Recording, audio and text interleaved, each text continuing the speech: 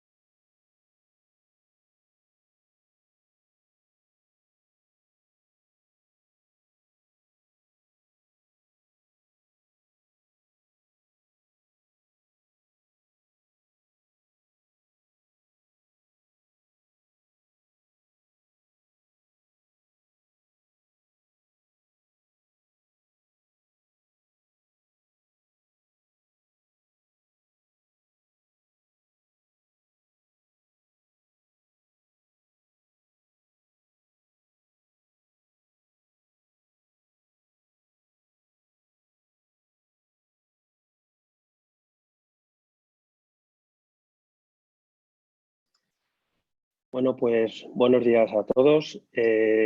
Muchísimas gracias por su asistencia a nuestro webinar Escenario Económico, Catástrofe o Recesión. Y lo primero que diría es, bueno, pues desear a todos ustedes y a sus familiares que se encuentren bien por este virus que nos ha venido, que parece ser que se va a quedar con nosotros durante mucho tiempo. Nos ha cambiado el presente y posiblemente nos cambie a todos el futuro. Quería recordar y agradecer de manera directa a Igor por facilitarnos el realizar este webinar a todos ustedes y espero que ese no sea el último. Para la gente que no haya o que no tenga uso de la herramienta Zoom, quería explicarle de manera breve cómo pueden interactuar con nosotros. Hay 3 maneras diferentes a través del chat. Usted puede hacernos una pregunta o cualquier duda o cualquier problema que tenga de sonido nos la puede hacer llegar y yo se lo intentaré solucionar lo mejor posible a través de preguntas y respuestas, en la cual usted a partir de ahora y durante el webinar y después del webinar nos puede hacer cualquier pregunta o duda que usted pueda tener, se la vamos a contestar. Y por último, levantando la mano, que hay una opción en la cual usted puede hacer la pregunta de una manera directa con voz. También recordarles, para que no tengan ningún problema, que durante todo el webinar nosotros ni le vemos ni le escuchamos, para que usted pueda moverse o pueda hacer cualquier ruido sin ningún tipo de problema. Todo ello lo va a encontrar abajo al pie en la aplicación de Zoom. Si tienen ustedes un portátil o un PC de tanto iOS como Windows, ahí tienen ustedes los iconos. O si tiene una tablet, pues arriba en un icono con 3 puntitos un más, abre un desplegable y ahí tiene usted los iconos para poder interactuar. Por mi parte, pues de momento nada más. Muchísimas gracias y estoy a su disposición. Y paso la palabra a nuestro CEO y director de inversiones, don Miguel Ángel Temprano. Muchas gracias. ¿Qué tal? Muy buenos días. Muchas gracias a todos por asistir. Esta es la segunda vez que celebramos en este mes. La primera vez, tanto esta como la primera vez, ha sido un éxito de audiencia, cosa que les agradezco absolutamente a todos. Estamos viviendo un momento convulso donde las cosas cambian a una velocidad increíble y es extraño porque estamos todos confinados en casa. La sensación, no sé de ustedes, es que el tiempo pasa a una velocidad de relámpago y efectivamente, es decir, yo parece que llevo en mi casa 3 meses y llevo 30 días, pero es que en los mercados financieros y en los mercados macroeconómicos, la economía de verdad, esto transcurre a unas velocidades de vértigo. Sin más, paso a compartir mi pantalla y vamos a lo que es la presentación sobre la cual versa la discusión.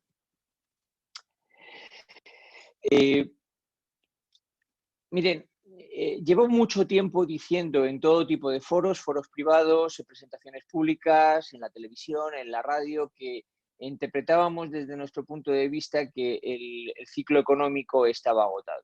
Muy probablemente íbamos en contra de lo que decía todo el mundo. Y lo planteábamos porque veíamos demasiados indicadores macroeconómicos de que todo aquello tenía pinta de ocurrir así. En este gráfico que ustedes tienen presente, no es más que un gráfico que preparó JP Morgan, donde se veía que desde todo el año 19, las estimaciones de los beneficios iban cayendo de manera significativa, pero con algo muy problemático para la economía, que es que estas estimaciones de beneficios iban directamente al margen y no al precio. Había otros datos como las publicaciones de los PIB, de los Productos Interiores Brutos, voy a escribir aquí, tanto de los europeos como la de los americanos, estaba en franca caída. Trimestre tras trimestre se venía a decir sistemáticamente lo mismo, que caía. Los indicadores de producción, es decir, aquello que mide cuál es la sintonía, qué es lo que piensan los productores o inclusive los jefes de compra, los que se dedican a comprar productos para que luego se fabriquen, veíamos de manera significativas caídas ya durante todo el año 19. Pero es que si nos vamos, estos son de Europa, de Estados Unidos, pero si nos vamos a Europa, nos encontramos con una situación muy similar. Caídas sistemáticas. Esta parte de aquí es la de los últimos días, lo cual indicaba claramente de que tanto como en Europa como en Estados Unidos, los indicadores macroeconómicos venían a decir que el ciclo tenía pinta de estar agotándose. Claro, por una parte decíamos eso, pero por otra parte decíamos, ¿y qué es lo que ocurre? ¿Y por qué los mercados financieros suben y suben que parezca que no tenga fin? ¿Dónde está la explicación a que eso ocurra? Bueno, pues la explicación a que eso ocurra fundamentalmente es que el dinero era gratis, literalmente gratis. La masa monetaria no es más que la cantidad de dinero que tenemos en circulación. Creamos todos los años masa monetaria para compensar la inflación creada y de esa manera se quede neta. Es decir, si hubiésemos tenido una inflación del 2% en una determinada zona, crearíamos masa monetaria por el 2% y equipararíamos la situación. El problema está en que en la última década, en todas las economías desarrolladas, se ha creado una masa monetaria en exceso brutal. Fíjense, en Japón la inflación técnicamente ha sido cero. La inflación acumulada, no estoy diciendo de cada año, sino la acumulada técnicamente ha sido cero o próxima a cero. Y en cambio, la masa monetaria que se ha creado ha sido brutal. Es decir, todo este diferencial que ven aquí, todo este diferencial es exceso de masa monetaria. Y lo vemos en todas las economías. En todas las economías desarrolladas, en algunas más que en otras, ha habido un exceso de masa monetaria. ¿Qué pasaba? Bueno, yo esto me gusta definirlo como una mesa que tiene poros y que yo soy el banco central y quiero hacer llegar aceite a esos poros. Como no soy capaz de llegar poro a poro de la mesa, lo que hago es que esparzo aceite por la mesa, para que de esa manera vaya llegando a los poros. Pero claro, todo esto es el exceso. Y viene derivado de que yo quiero que el poro es el señor que va a un banco, pide un préstamo y quiero que se lo puedan prestar a un tipo de interés muy bajo, para que ese señor con ese préstamo vaya y se compre un frigorífico, se compre un coche o compre una casa. Y de esa manera la economía se vaya calentando y se vaya moviendo. Pero a cambio, para que eso ocurra en el señor que trabaja con una nómina o que es un obrero de la construcción y lo pueda hacer, genero dinero gratis para que otros actores del mercado lo tomen gratuitamente y vamos a ver si crean un problema como luego analizaremos más adelante. Con lo cual, la pregunta de ¿era necesario crear tanto dinero? Bueno, pues no lo sabemos. Eso es una gran pregunta que nos tendríamos que contestar todos. Bueno, ¿y dónde está este dinero? Pues fíjense, estos son los balances de los bancos centrales. Esos son los balances acumulados desde el punto cero de todos. Fíjese la magnitud tan brutal que hemos creado en una década. Y esto ha sido sistemático. Pues algunos estados, en este caso los americanos, ya habían empezado en un momento determinado de decir, bueno, ya esto parece que tiene sentido, que hemos llegado a un punto donde no es necesario crear más. Y aquí se dedicaron literalmente a mantener la cantidad que habían creado, a no drenar dinero del sistema. ¿Cómo lo hacían eso? Bueno, no compraban nuevos bonos, pero aquellos que vencían sí que los recompraban. En un momento determinado llegaron a la conclusión de que, hombre, pues mira, podemos empezar a no recomprar. Pero en este momento de aquí se empezaron a dar cuenta que la economía europea no tiraba, como hemos visto anteriormente. Que la economía europea empezaba a dar signos de ralentización seria y se vieron obligados a empezar un proceso otra vez de compra de bonos de los anteriores. Por contra, los japoneses, yo de los japoneses siempre he dicho que parecía que al gobernador del Banco Central de Japón se le había quedado pegado el dedo con loctite a la máquina de fabricar dinero, porque era una masa ingente de generación de dinero. Y los europeos, pues llegamos a un momento muy por aquí que ya parecía que estábamos al límite de donde podíamos llegar y que nos podíamos aproximar a la situación americana de aquí. Pero, bueno, aparentemente eso nunca ha llegado a ocurrir y lo que nos ha pasado ahora ha tumbado ya cualquier posibilidad. Perdón, ¿qué ha pasado esto?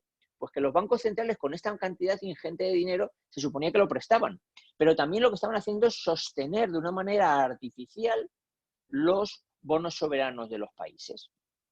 Estarán escuchando ahora, que luego lo podemos discutir si ustedes quieren, el tema de los coronabonos o los eurobonos, que si es mutualización o no es mutualización. Pero realmente lo que estamos haciendo en Europa es una mutualización encubierta de nuestros bonos. ¿Por qué? Porque el Banco Central Europeo lo que va al mercado es a que compre, va al mercado secundario y compra los bonos soberanos emitidos por los países que componen la eurozona.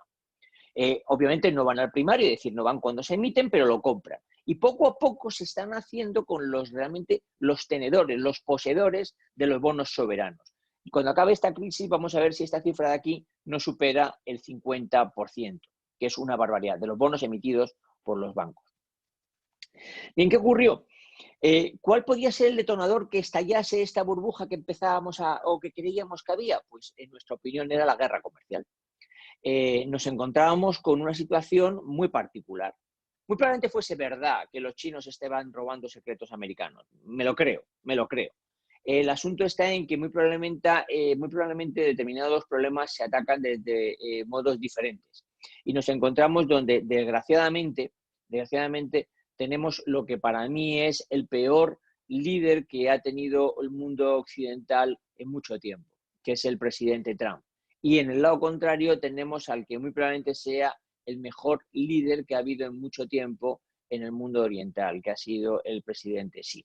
Y quiero que conste una cosa, me duele porque soy occidental y me duele porque yo soy muy proamericano, pero ojalá este señor se vaya pronto en las siguientes elecciones de noviembre.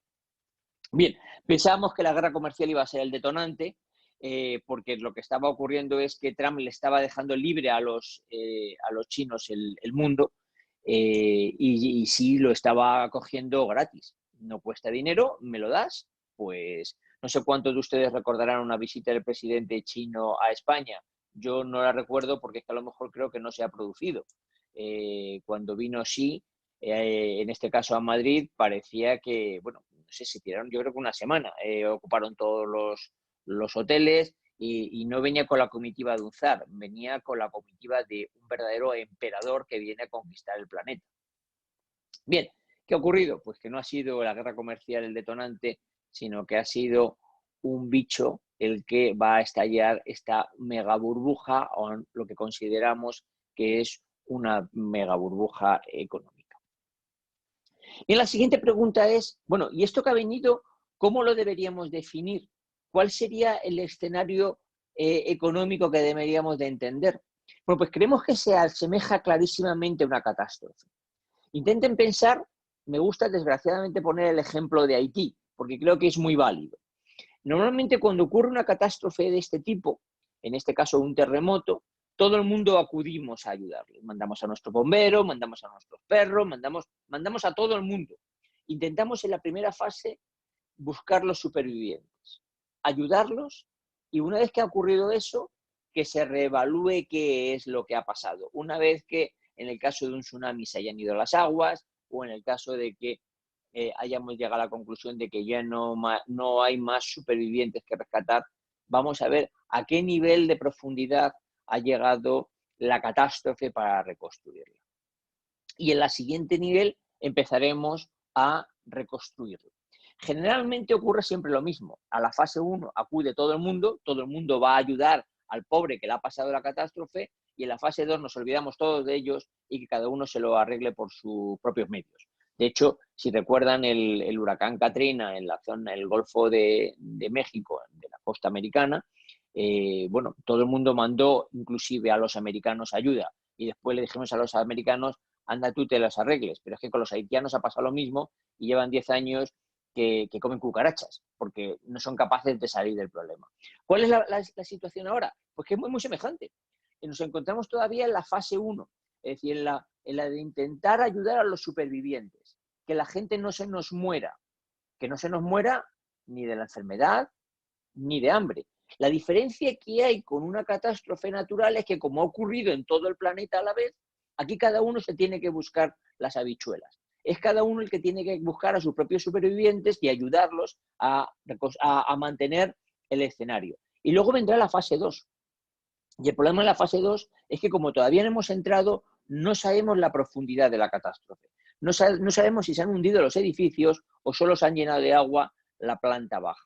Pero nadie se olvide, estaremos igual de solos que estamos en la fase 1, porque cada uno tendrá que resolver sus propios problemas.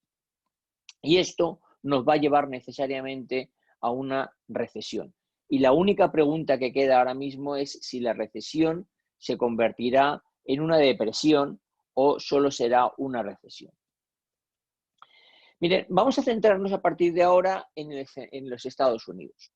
¿Y por qué nos vamos a centrar en los Estados Unidos? Porque primero es la primera economía del mundo, porque la segunda, si no es agregada, es la China. Si fuese agregada sería la europea, pero yo creo que los europeos, de los que hablaremos después, estamos lo suficientemente dispersos como para no considerarnos inicialmente como una economía unificada. Ver lo que pasa en Estados Unidos va a marcar lo que pasa en el mundo.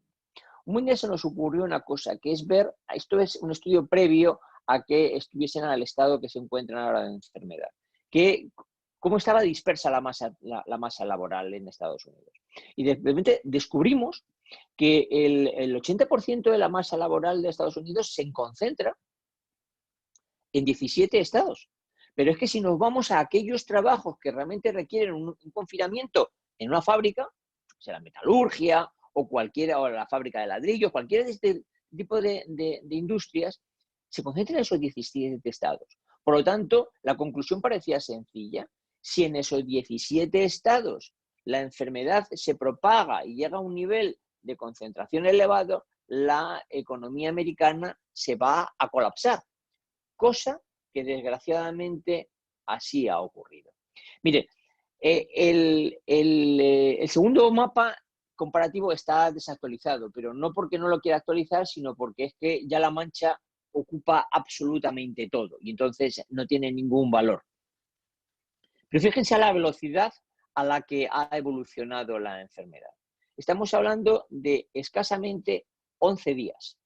En 11 días en los Estados Unidos la enfermedad se ha propagado de una manera brutal. Todos los días vemos en Nueva York, pero cuidado, el resto del país le está ocurriendo lo mismo. Y desgraciadamente para todos está ocurriendo además en los mismos 17 estados. El único que se salva es Oregón, pero el estado de Washington, el estado de California, Texas, Luisiana, la Florida, los estados de los Grandes Lagos o la zona de New York, en New Jersey, Pensilvania, están todas hiperafectadas. La economía americana iba a estar bloqueada y efectivamente está bloqueada. Este mapa está también desactualizado porque ya desgraciadamente no lo publican. Y no lo publican porque es que realmente todo es del mismo color. Estados Unidos hoy por hoy está totalmente bloqueado. Está lo que ellos llaman lockdown. Miren, esto ha provocado una situación crítica en la búsqueda de empleos. Cierto es que hoy por hoy los desempleos son temporales, pero la pregunta es, ¿y cómo esto van a convertirse en permanentes? Porque la gran ventaja del mercado laboral americano es su flexibilidad. Cierto es, te despiden sin indemnización, ocurren cosas como las que vemos ahora, pero luego el mercado, como es muy flexible, reacciona muy rápidamente.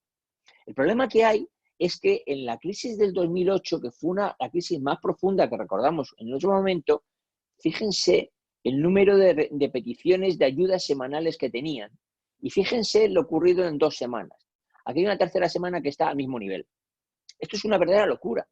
Es un ejemplo de lo que pasó en Luisiana. Con el huracán Katrina, hubo una petición de empleos de este nivel. Fíjense lo que ocurrió la primera semana en Luisiana. Es como si hubiese habido todas las semanas, durante 3 semanas consecutivas, en los 50 estados de los Estados Unidos, un huracán Katrina. Es decir, una verdadera locura, una catástrofe natural de tamaño descomunal, que la pregunta es, y vuelvo a lo que decía antes, ¿esto se va a convertir en una cosa permanente? Bueno, pues analizando eso, vamos a las opiniones que dice la gente. En este momento me hizo mucha gracia porque esto ocurrió un domingo. Esto lo leí en el New York Times un domingo, que ellos decían que de acuerdo a sus estimaciones, el ratio real de desempleo en Estados Unidos ya era de un 13%. Y salió el lunes el presidente de la Reserva Federal de Dallas diciendo de que él no se podía creer que se llegase a ni a un 10 ni a un 20% como hablaban determinadas personas. Bueno, pues obviamente se equivocó porque 2 días después se publicó el dato y era del 13%. Hoy en día ya es mayor. Pero ha habido otros datos significativos de que no solamente afecta a Estados Unidos, sino a otras economías que de tal manera nos afectan a nosotros. Y es que fíjense, los índices de pedidos de compra que ocurrían en la parte de Asia, descontando China y Taiwán, decían que se apuntaba hacia una recesión y que inclusive los chinos y los taiwaneses solamente estaban en un nivel más bajo de actividad, pero que no pensaban que iba a haber. Y otro detalle, no sé cuántos de ustedes conocen Hong Kong. Bueno, yo por motivos laborales tengo que ir a Hong Kong al menos un par de veces al año. Créanme, es la ciudad más consumista del planeta, con mucha diferencia. Es el único sitio del planeta en que yo he visto colas de 2 horas para comprarte un bolso de Louis Vuitton y estar lloviendo en la calle y la gente mojándose. Me parece loco, es decir, me voy a gastar $2.000 en un bolso y tengo que esperar 2 horas. Bueno, y encima haciendo frío y lloviendo, pero esto es de locos. O sea, bueno, pues eso ocurre allí. Eso ocurre allí.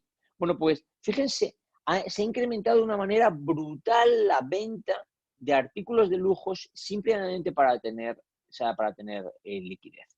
Y la siguiente pregunta que es, ¿cuánto podemos llegar a tener un desempleo? Bueno, pues desgraciadamente estamos hablando de una cifra salvaje, que es que podemos tener un desempleo de más del 20%.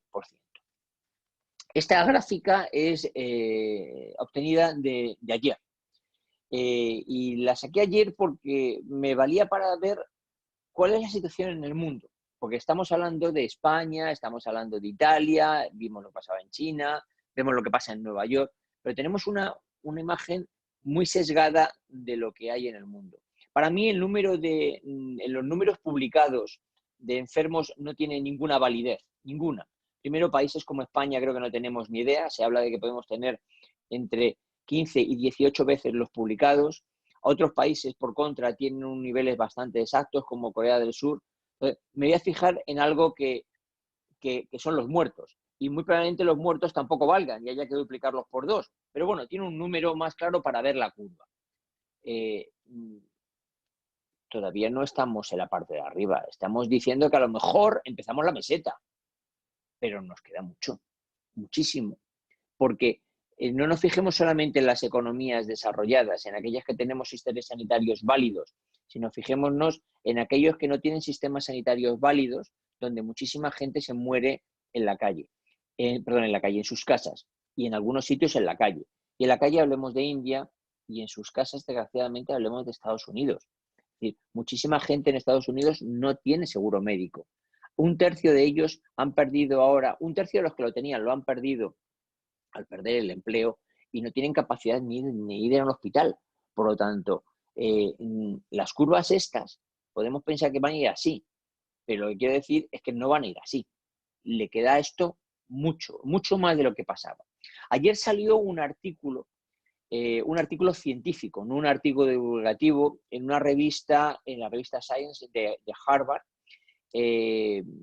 Bueno, a mí me llegó la noticia, brujuleé y lo conseguí localizar.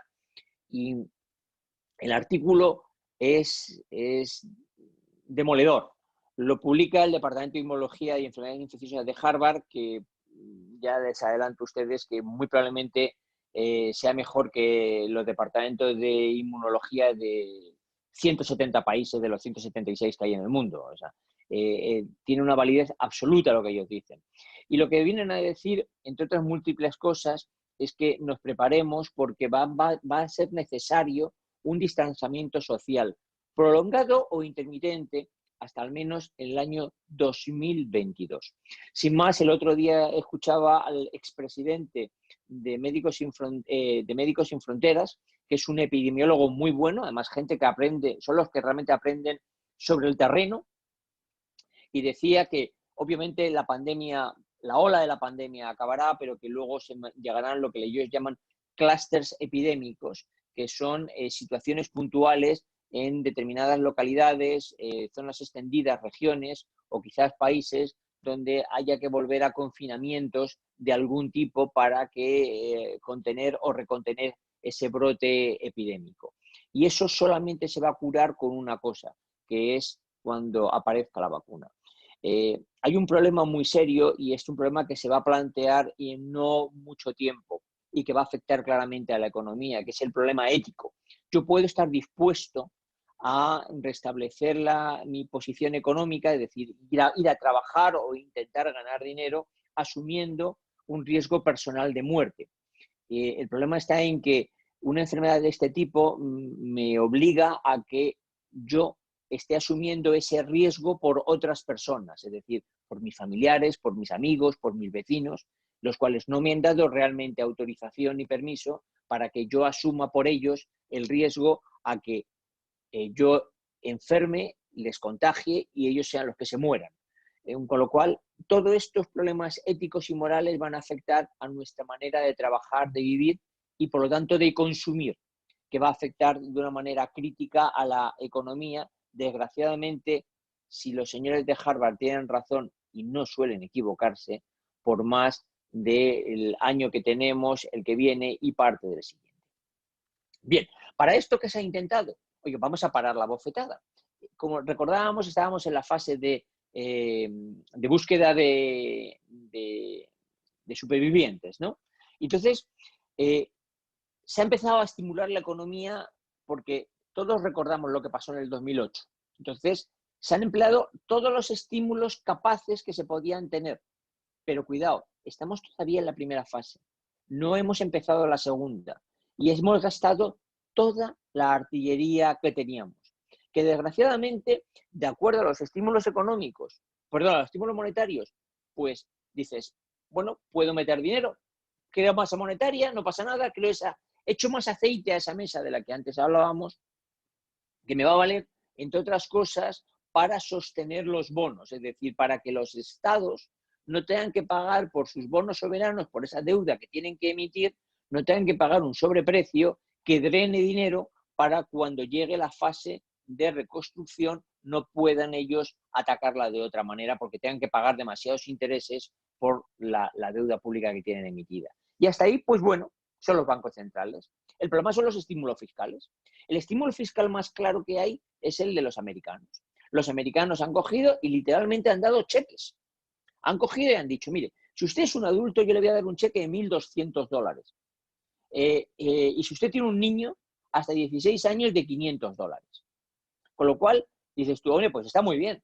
Mire, les hago una traducción. Eso aproximadamente viene a ser unos 980 euros. Eso te da para comer un mes. ¿Cuántos cheques te van a dar? Bueno, pues claro, el problema que hay es que ¿cuántos cheques te voy a dar si mi deuda ya es brutal? ¿Y qué va a pasar con los españoles? Pues porque los españoles estamos al límite. Y los italianos no les quiero contar más. Y entramos siempre en la historia, bueno, pues nada, que sea Europa quien emita los bonos. Pero Europa, ¿qué te dice? No, mira, no te lo emito. No emito un bono soportado por mí cuando resulta de que el que tiene la deuda eres tú. Por lo tanto, Europa no nos va a venir a rescatar, salvo por la medida contraria, esa idea que estamos diciendo, que nos compren los bonos en el mercado secundario. El problema que hay es que el Banco Central Europeo no puede comprar todos los bonos de un solo país. Tiene que comprarlos porcentualmente a lo que el país representa en el PIB de la eurozona, lo cual pudiera llevar a que nuestro bono soberano nos encareciera a los ciudadanos españoles más de lo que nos gustase y nos detrayera más de lo que pudiéramos soportar de nuestro déficit. Miren, esto es lo que ha pasado en crisis pasadas. Esto es un gráfico muy curioso de JP Morgan, es público, lo habrán visto algunas veces, pero es que yo creo que es muy ilustrativa porque creo que se están diciendo cosas ahora que tienen muy poco sentido. En las últimas 10 grandes crisis, desde la Gran Depresión del 29, la duración media de todas ha sido muy elevada. Solamente vemos que han durado escasos meses dos de las cuales a lo mejor ustedes ni recuerdan. Las grandes que ustedes recordarán, la tecnológica, la financiera, fíjense la duración de meses y fíjense las caídas que han tenido en los ratios bursátiles. La gran mayoría de ellas han llevado a la recesión de la que estamos hablando actualmente. Con lo cual, la pregunta es, ¿esta va a ser diferente? Bueno, pues no tiene mucho sentido, ¿no? La pregunta también es, ¿cuál es el comportamiento bursátil de esta? Pues fíjense en el S&P 500, el índice americano, la caída ha sido de las más abruptas comparadas con las otras. Ha caído muy rápido en muy poco tiempo. Curiosamente, si nos vamos a las 3 últimas crisis que hemos tenido, vemos, si quieren podemos agrupar estas dos, como ustedes quieran, pero a los efectos podemos hablar de las 3. Las 3 últimas crisis, cuya duración ha sido importante, sobre todo las 2 primeras, la caída de las 2 primeras ha estado en el torno del 50%. Y han tenido tramos bajistas, 3 tramos bajistas, en esta ha habido 4, y en esta ha habido 4, comparativamente con 2, 3 y 3 tramos alcistas, por periodos obviamente diferentes, pero por impactos relevantes en cada vez. ¿Eso qué nos hace pensar? Bueno, pues que en buena lógica la crisis actual se va a comportar de una manera muy semejante. Y vamos a ver qué es lo que está pasando. Comparemos la del 2008 con la del 2020, es decir, la que estamos viviendo ahora mismo. Bueno, pues nos encontramos con que obviamente ha habido una caída muy abrupta, estamos viviendo un rebote. Claro, lo que está vendiendo todo el mundo es que este rebote que estamos teniendo aquí, va a llegar a aquí. Es decir, que la crisis esta va a ser completamente diferente a las demás y no va a pasar lo que esperamos que ocurra, que es un rebote de caída. Fíjense la del 2008 y miren simplemente la pendiente que tuvo el rebote y la pendiente que está teniendo este rebote. Es prácticamente similar. No, con esto no quiero decir que el comportamiento bursátil va a ser idéntico, ni muchísimo menos. Lo que quiero decir es que el rebote que estamos teniendo no es más que una prueba de que estamos en una fase típica de una crisis de este tipo. Y en el 2008, después de este mega rebote, vino una caída, una subida, una caída, una subida y una caída.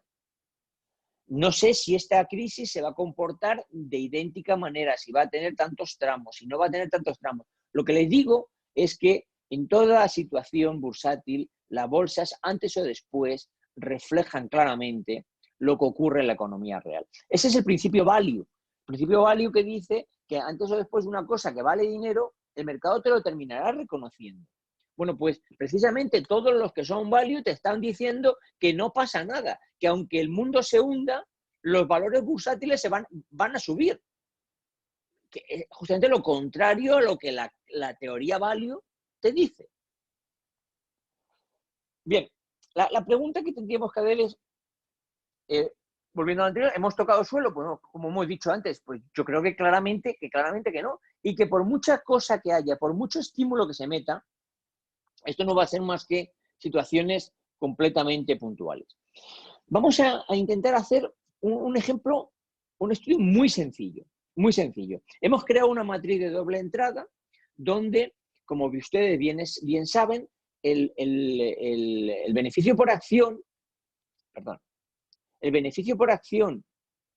multiplicado por un múltiplo, por un PER, te da la cotización. A mí me gusta explicar siempre el PER no como un factor de una multiplicación, sino como un índice de sentimiento. Si yo creo que el valor de lo que estoy comprando va a ser mayor en el futuro porque va a crecer sus beneficios, porque va a tener una mejor imagen de marca, porque va a tener mayor valor al final la compañía, estaré dispuesto a pagar por ella un multiplicador mayor. Y si por contra creo que sus beneficios van a bajar y que su entorno macroeconómico va a empeorar, intentaré o querré pagar un multiplicador menor, porque mi sentimiento es más negativo. Con lo cual, no parece muy lógico que si haya una caída de beneficios como se está estimando que va a ocurrir, el multiplicador no sea este, sino que sea este. Porque lo que se está diciendo, lo que dijo el otro día Goldman Sachs, es que a pesar de que haya una caída de beneficios, lo que va a ocurrir es que vamos a llegar a final de año a un S&P a valor de 3.000. Con lo cual, pues si yo tengo 3.000 y los beneficios están aquí, pues que alguien me explique, tendré que ir a un multiplicador de 25. Yo eso, honestamente, no me lo puedo creer. No me lo puedo creer. Es algo que me me cuesta entenderlo. Miren, hemos preparado un vídeo que al final de este webinar les llegará por correo. Es un vídeo que ha salido literalmente del horno hoy a las 7:15 de la mañana, por lo tanto tiene dos pequeños fallos que no son relevantes, que no son más que cómo se sabe si el P es alto o el P es bajo cuando valoramos una compañía. Si una compañía debe cotizar a 8 o a 28 o a 88. Y es porque el mundo, una compañía da igual que sea cotizada o no cotizada, es decir, que sea privada o que sea pública. Su sistema de valoración es el mismo. El asunto está en que en una compañía privada solo hay uno, que es, oiga, mire, un trato entre dos personas. Y está bastante estandarizado el sistema. Hay estudios psicológicos que demuestran determinados sistemas y mecanismos de pensar. ¿Qué ocurre? Que cuando nos vamos a la compañía cotizada nos olvidamos de eso, nos olvidamos de esos sistemas y estamos dispuestos a pagar unos PERs disparatados. Bueno, estaré dispuesto a pagar un PER disparatado, pero no porque lo valga, sino porque me creo unas expectativas extrañas. Bueno, eso en una situación de crisis no me creo que se produzca. Y es lo que les explicamos un poco cómo se calcula en estos sistemas. Pero acuérdense de este gráfico. En nuestra opinión, si desgraciadamente los beneficios caen de manera sistemática o radical en estos rangos, esto no debería estar por aquí, sino debería estar por aquí.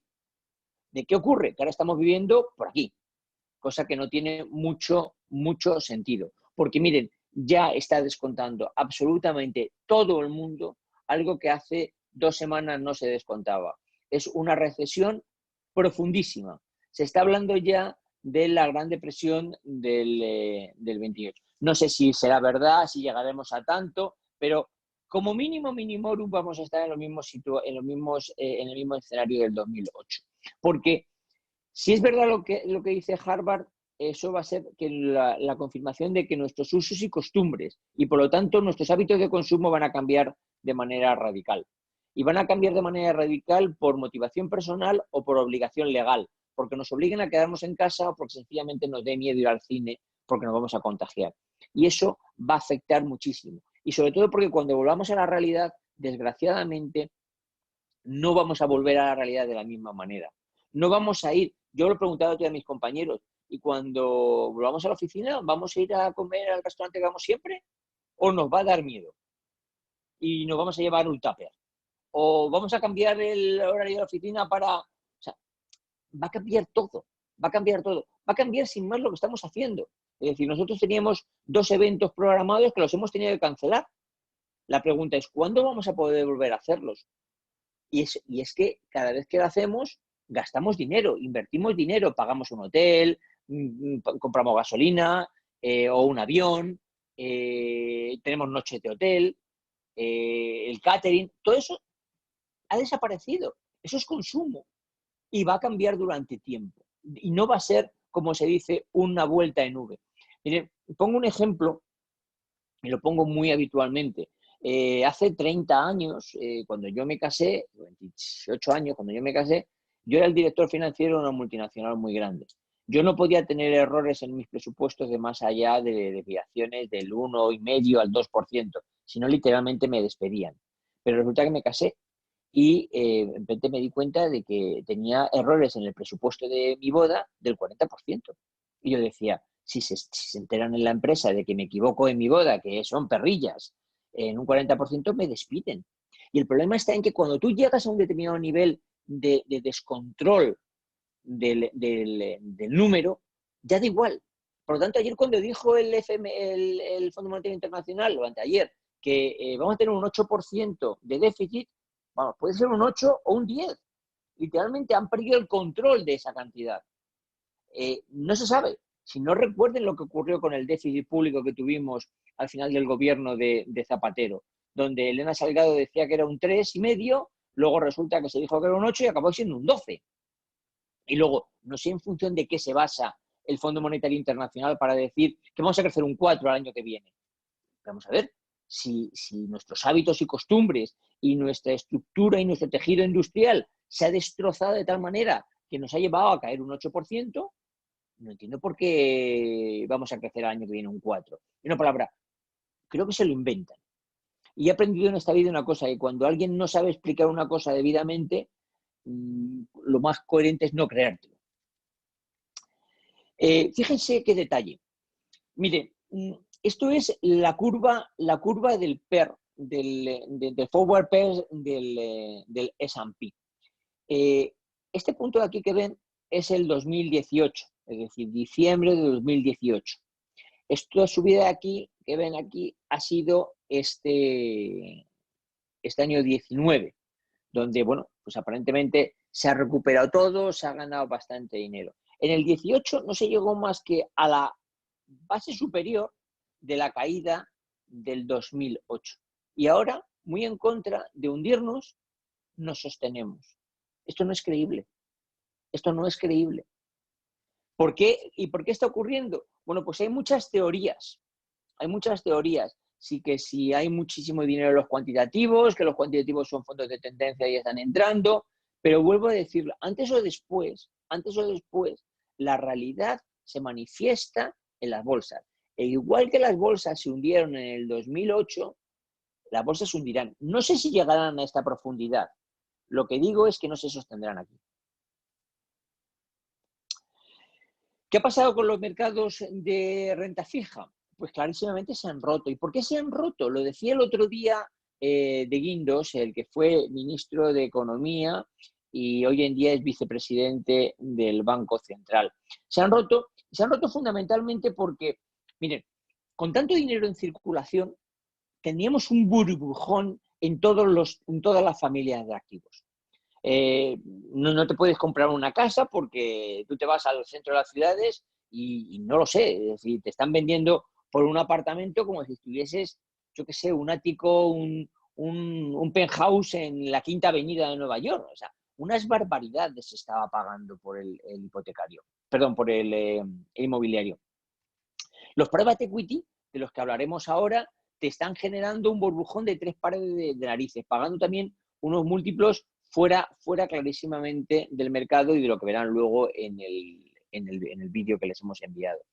¿Qué ocurre? Que si pierdo dinero, tengo inversiones de ese tipo, pierdo dinero en la renta variable que me lleva una bofetada del 30 al 40% en el primer tramo de la caída, ¿qué me queda por vender? Pues aquello que pierde menos. ¿Y qué pierde menos? Pues la renta fija y el oro.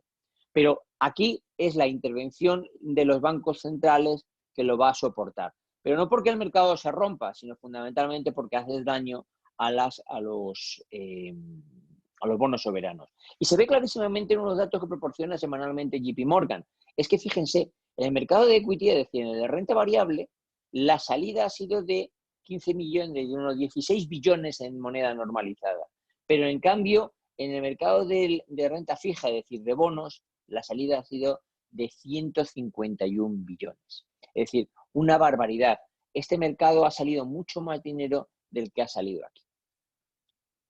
En el oro ocurre 3/4 de lo mismo, aunque ya en estos últimos días, con esta subida del S&P, el oro ha empezado otra vez ya a subir y está ya en máximos históricos, clarísimamente porque ya empieza a actuar como un mercado refugio.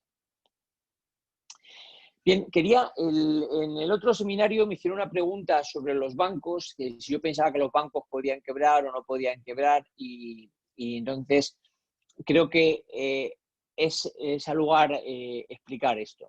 Quizás algunos de ustedes lo conozcan, quizás la gran mayoría no lo conozca.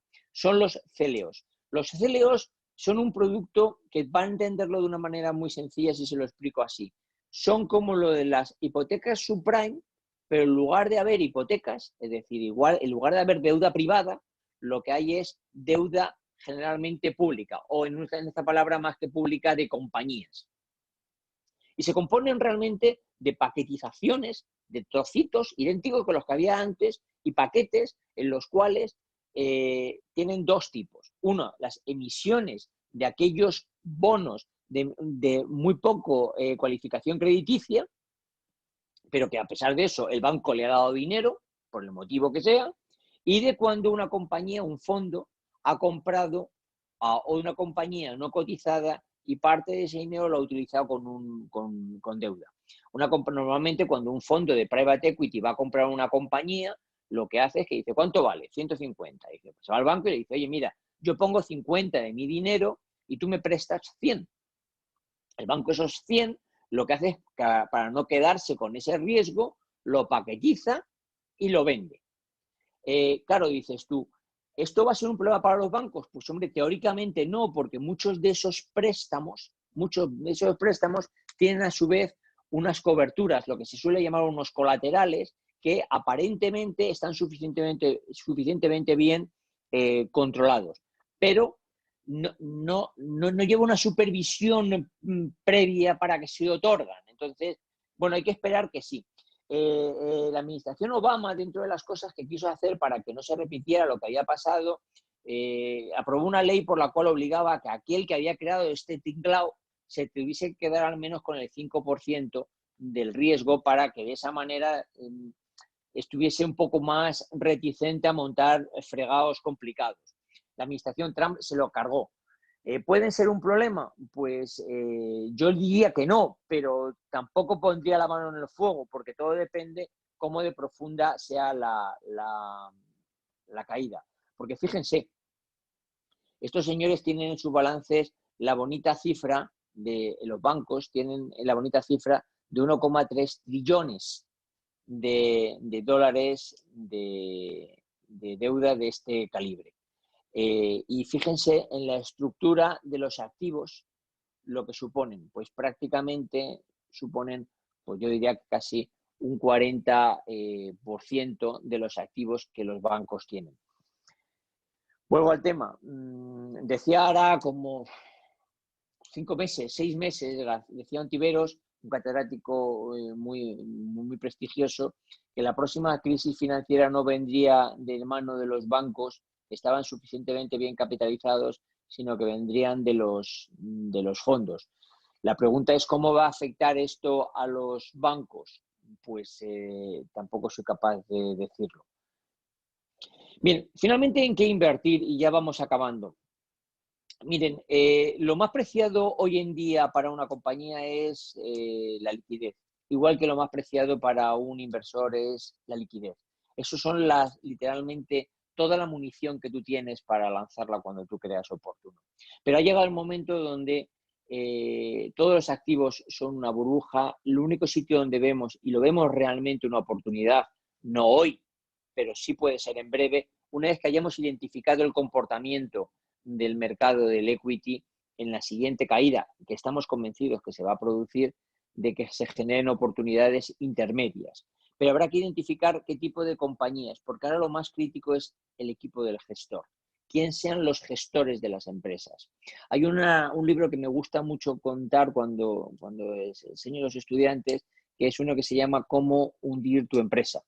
Es un libro antiguo, se escribió en los años 70 y es como gestores innovadores que no eran capaces de hacer las cosas bien, tomaron determinadas decisiones que hundieron empresas que iban realmente bien. Pues ahora es más cuando hay que fijarse en quién está al frente de la misma. ¿En qué invertir? Bueno, pues miren, fundamentalmente en compañías que con seguridad cumplan este requisito. ¿Y por qué este requisito? Porque, miren, los grandes inversores del planeta son los grandes fondos de inversión. Los grandes fondos de inversión toman posiciones muy grandes también en las empresas en las que invierten. Y esas posiciones son tan grandes que desgraciadamente para ellos no las pueden quitar. Y no las pueden quitar porque si las quitan ellos mismos, tumban las acciones de aquellas en las que se quieren salir.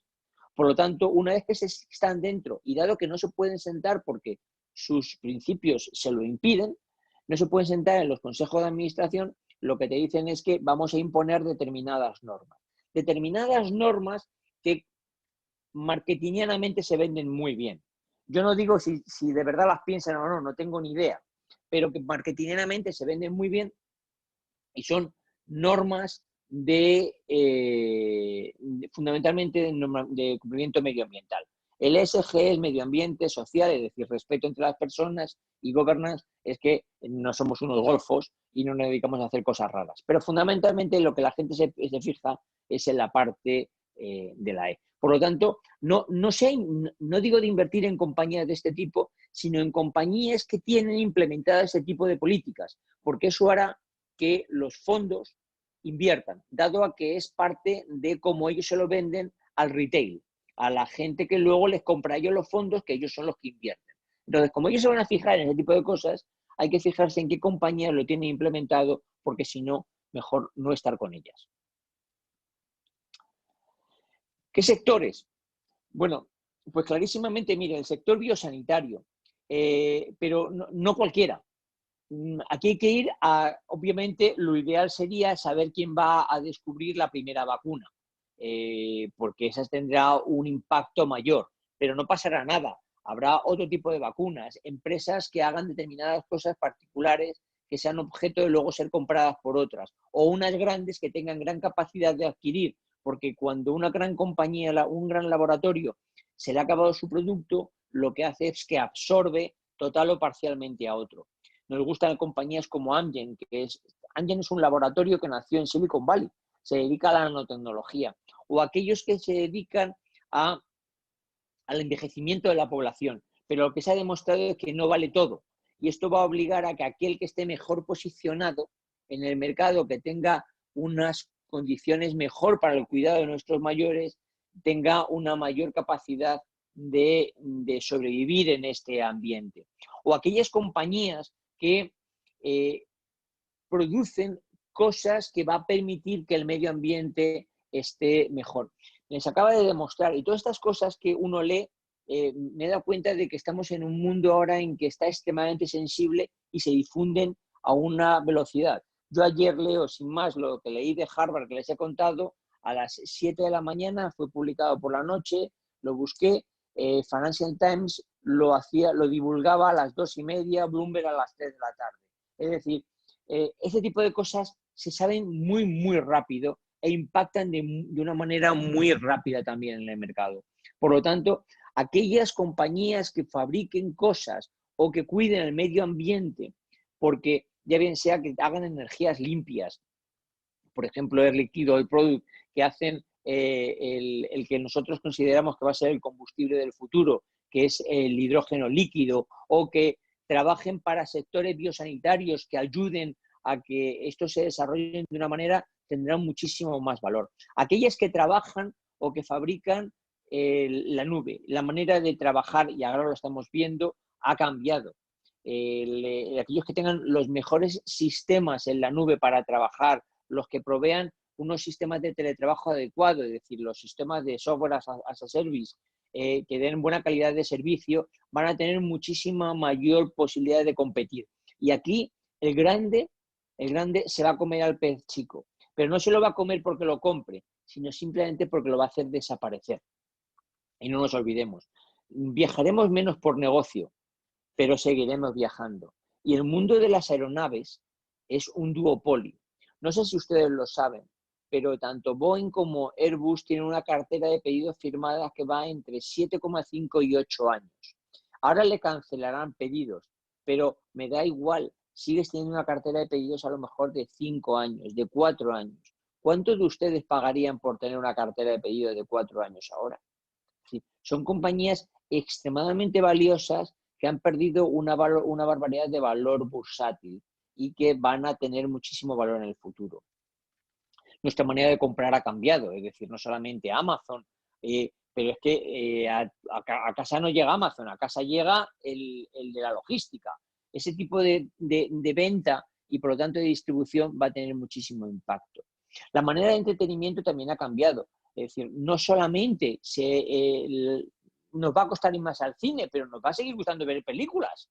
Por lo tanto, aquel que sea capaz de integrar todos estos procesos tendrá muchísimo más valor. Concas, que no sé si lo saben ustedes, es la propietaria de Universal, es una gran compañía que además tiene una gran red de Internet para distribuir estos productos. Pero luego adicionalmente tenemos nuestros sistemas de pago. Es decir, ya no queremos tocar el dinero. Físicamente nos están diciendo que limpiemos el dinero con lejía. Bueno, pues ¿para qué? Voy a utilizar no la tarjeta, mi móvil. Pero es que hemos llegado a lo del medio ambiente. American Express va a cambiar las tarjetas del plástico por el metal, porque considera que ecológicamente tienen más valor. Las compañías de sistemas de pago tienen todo el futuro. El dinero va a desaparecer. Ya hay países nórdicos donde ya tú ves en los hoteles, en la puerta de los hoteles, ya no ves lo de smoke free, lo que ves es cash free. donde literalmente no puedes pagar con dinero físico, pagas todo con sistemas de pagos electrónicos. Obviamente, el 5G. El 5G ha llegado no para quedarse, sino para quedarse, implementarse y desarrollarse. Nuestra vida va a cambiar de una manera brutal, brutal. Aquel que sea capaz de tener unos buenos sistemas de 5G va a arrasar. La telemedicina, no vamos a ir al médico, no tiene sentido. Yo el otro día ponía un ejemplo. Yo tuve un pequeño incidente cardíaco que luego ha resultado por suerte para mí que no ha tenido mayor valor. Pero he ido 2 veces al cardiólogo, una en presencia física y otra por internet. En las 2 lo único que ha hecho es verme la cara, porque lo importante para el médico eran mis pruebas. Bueno, pues en la segunda yo estaba mucho más contento que la primera. Primero no tuve que ir al médico, perdón, no tuve que ir al hospital, no tuve que aparcar, no me tuve que desplazar, no perdí el tiempo que perdí, además de que no me metí en el sitio donde más bichos hay del planeta, que son los hospitales. La segunda, yo estuve en mi casa tan tranquilo, no perdí tiempo, me llamó el hombre, cuando el hombre le vino bien, yo intervine, nos vimos las caras de la misma manera y cuando acabó cortamos.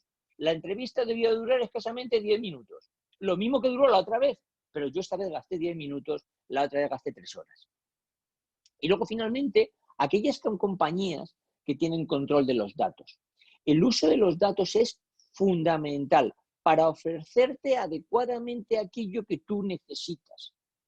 No nos gusta, bueno, no nos gusta que tengan nuestros datos. Muy probablemente sea verdad, pero cuidado, lo que no nos gusta es perder el tiempo buscando las cosas. Y nos gusta que nos las terminen ofreciendo. Y que cuando hagamos búsquedas en Internet de una determinada cosa, la búsqueda venga autodirigida. Por lo tanto, muy en contra de perjudicarnos a nosotros, el uso del Big Data, si es adecuado, si no es malicioso, es bueno.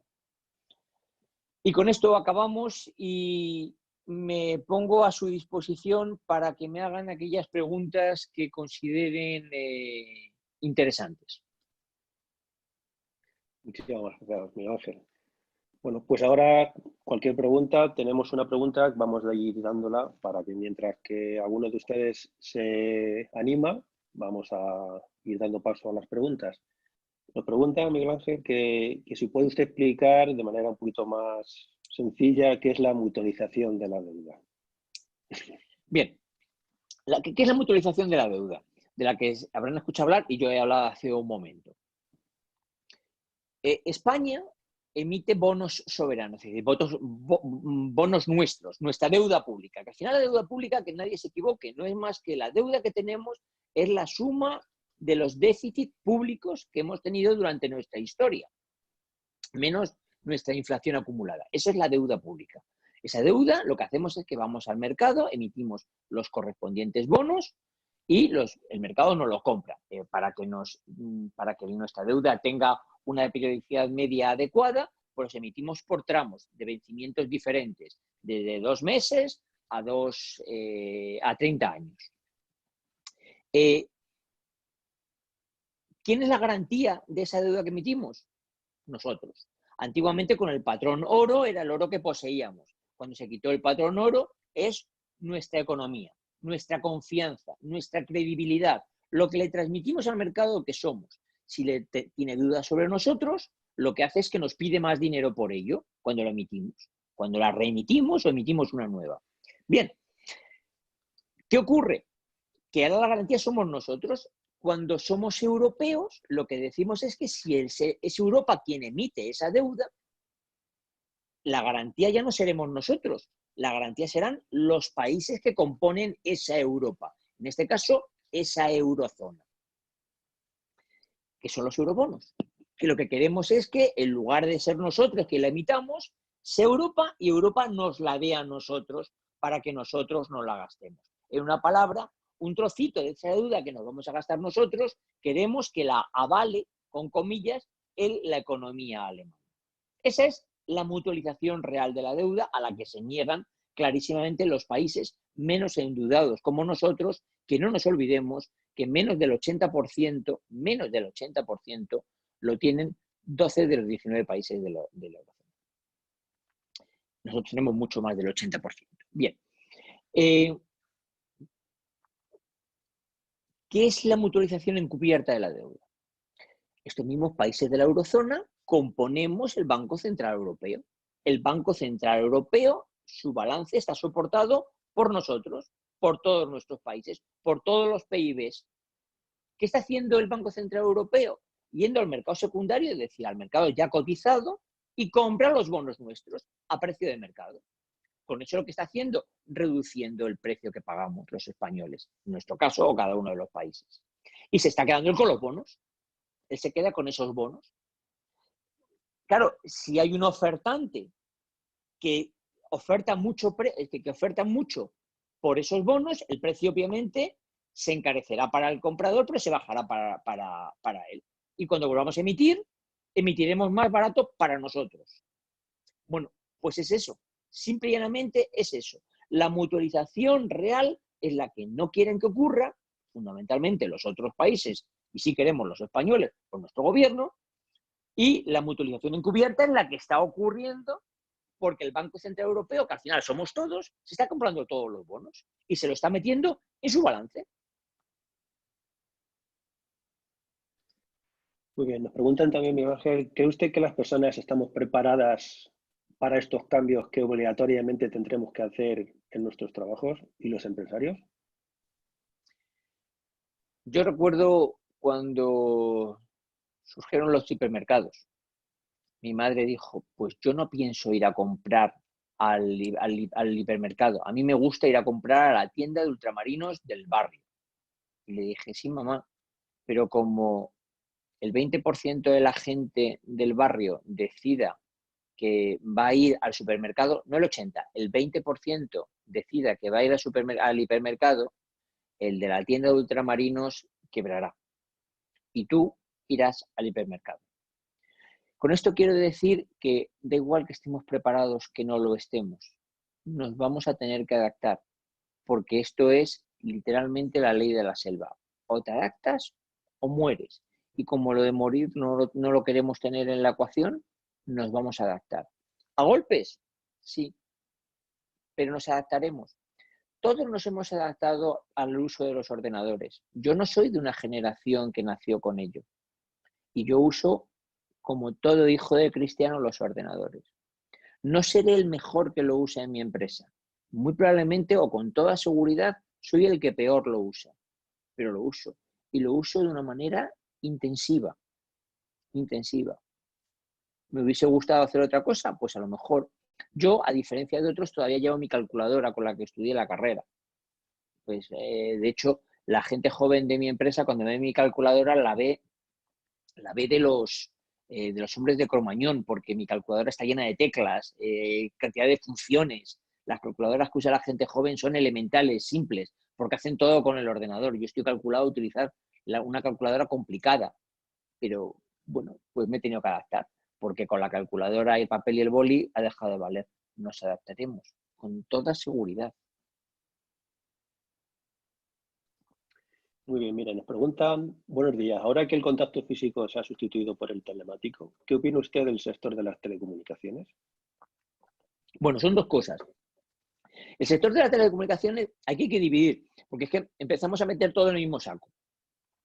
Una cosa es el señor que pone los postes, en una palabra, la operadora. Ese hace muchísimo tiempo que pienso de que está condenado y que lo hace solo por supervivencia, no lo hace por negocio. Todos recordamos el mercado de los SMS. Los SMS en ese momento que todavía estaba, la burbuja estaba por estallar y crecer de la manera que ha crecido, en ese momento movía en el mundo 40.000 millones de dólares.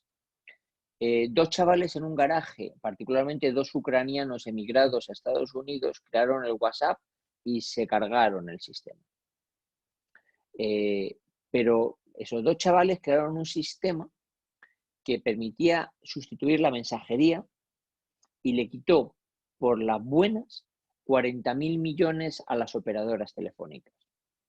Ellos dicen obviamente que no, que ahora pues eso lo han sustituido porque crean más tarifa de datos, todo lo que ellos quieran. Pero el 5G va a utilizar sus postes que van a montar ellos, postes telefónicos, postes de datos, pero que quien va a ganar realmente dinero no van a ser ellos, van a ser todos los de alrededor. Es más, Yo ahora Telefónica diría que más que una compañía de telecomunicaciones se ha convertido en una compañía de medios. Es decir, no sé ustedes, pero yo pago lo mismo ahora que estoy en mi casa que pagaba hace 4 meses. El uso que yo hago por el internet en mi casa ahora es brutal, brutal. Antes usaba residual y pagan y cobran lo mismo. Otras compañías, pues por ejemplo, Zoom, este sistema que estamos haciendo es una licencia que nosotros pagamos ahora. Es decir, Zoom se está beneficiando y quien está utilizando el fregado son a través de los señores de Telefónica. Entonces, las compañías de telecomunicaciones como criterio no me gustan. No me han gustado nunca y no me gustan. Creo que es un mercado extremadamente difícil, donde tiene muy poca posibilidad de ganar, que hacen cosas para que otros se beneficien. Cuidado. Si metemos en el mercado de las telecomunicaciones la comunicación de datos, eso es otra cosa. Las compañías de 5G y todo ese tipo de compañías, que ya son compañías especializadas en el movimiento de datos y de información, son extremadamente valiosas.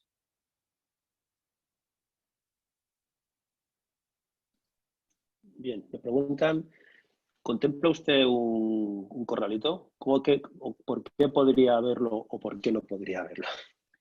No, no va a haber un corralito. Y además se lo digo con toda claridad. No va a haber un corralito en el euro, obviamente. Nunca. Los corralitos son propios solamente de países bananeros y subdesarrollados. Ese es el ejemplo, donde además hay dictadorzuelos al frente de ellos. El ejemplo que hubo en Argentina o el ejemplo que vivimos hoy en día en Venezuela. Se habló de un potencial corralito en el 2012 cuando se iba o no a desaparecer el euro. Y quedó súper claro que eso no iba a ocurrir nunca. El euro ha venido para quedarse. Obviamente, Christine Lagarde no es Mario Draghi, que solo con sus palabras hacía que se abrieran las aguas del océano. Mario Draghi fue capaz de sostener la moneda simplemente con la boca. No hacía más que hablar inicialmente. Luego intervino, pero inicialmente hablaba y se sostenía. Christine Lagarde lo ha intentado y no lo ha conseguido, ha tenido que intervenir. Pero no pasa nada. No va a desaparecer el euro. No me queda la menor de las dudas que no va a desaparecer. Es una moneda que va a existir y no va a haber corralitos. Y la inmensa ventaja que tenemos los españoles es que a pesar de tener locos como los que tenemos hoy en día en el gobierno, que no sé si les gustaría o no les gustaría que hubiese corralitos, y me estoy refiriendo a los de Podemos y me estoy refiriendo al presidente del gobierno que les ha puesto ahí, no va a ocurrir nada de eso. Que nadie se preocupe, no va a ocurrir. Pongo un ejemplo para que entiendan lo importante que es estar en Europa. Italia tuvo un zumbao al frente hasta hace poco, el italiano, no me acuerdo ahora cómo se llamaba, el del partido de ultraderecha.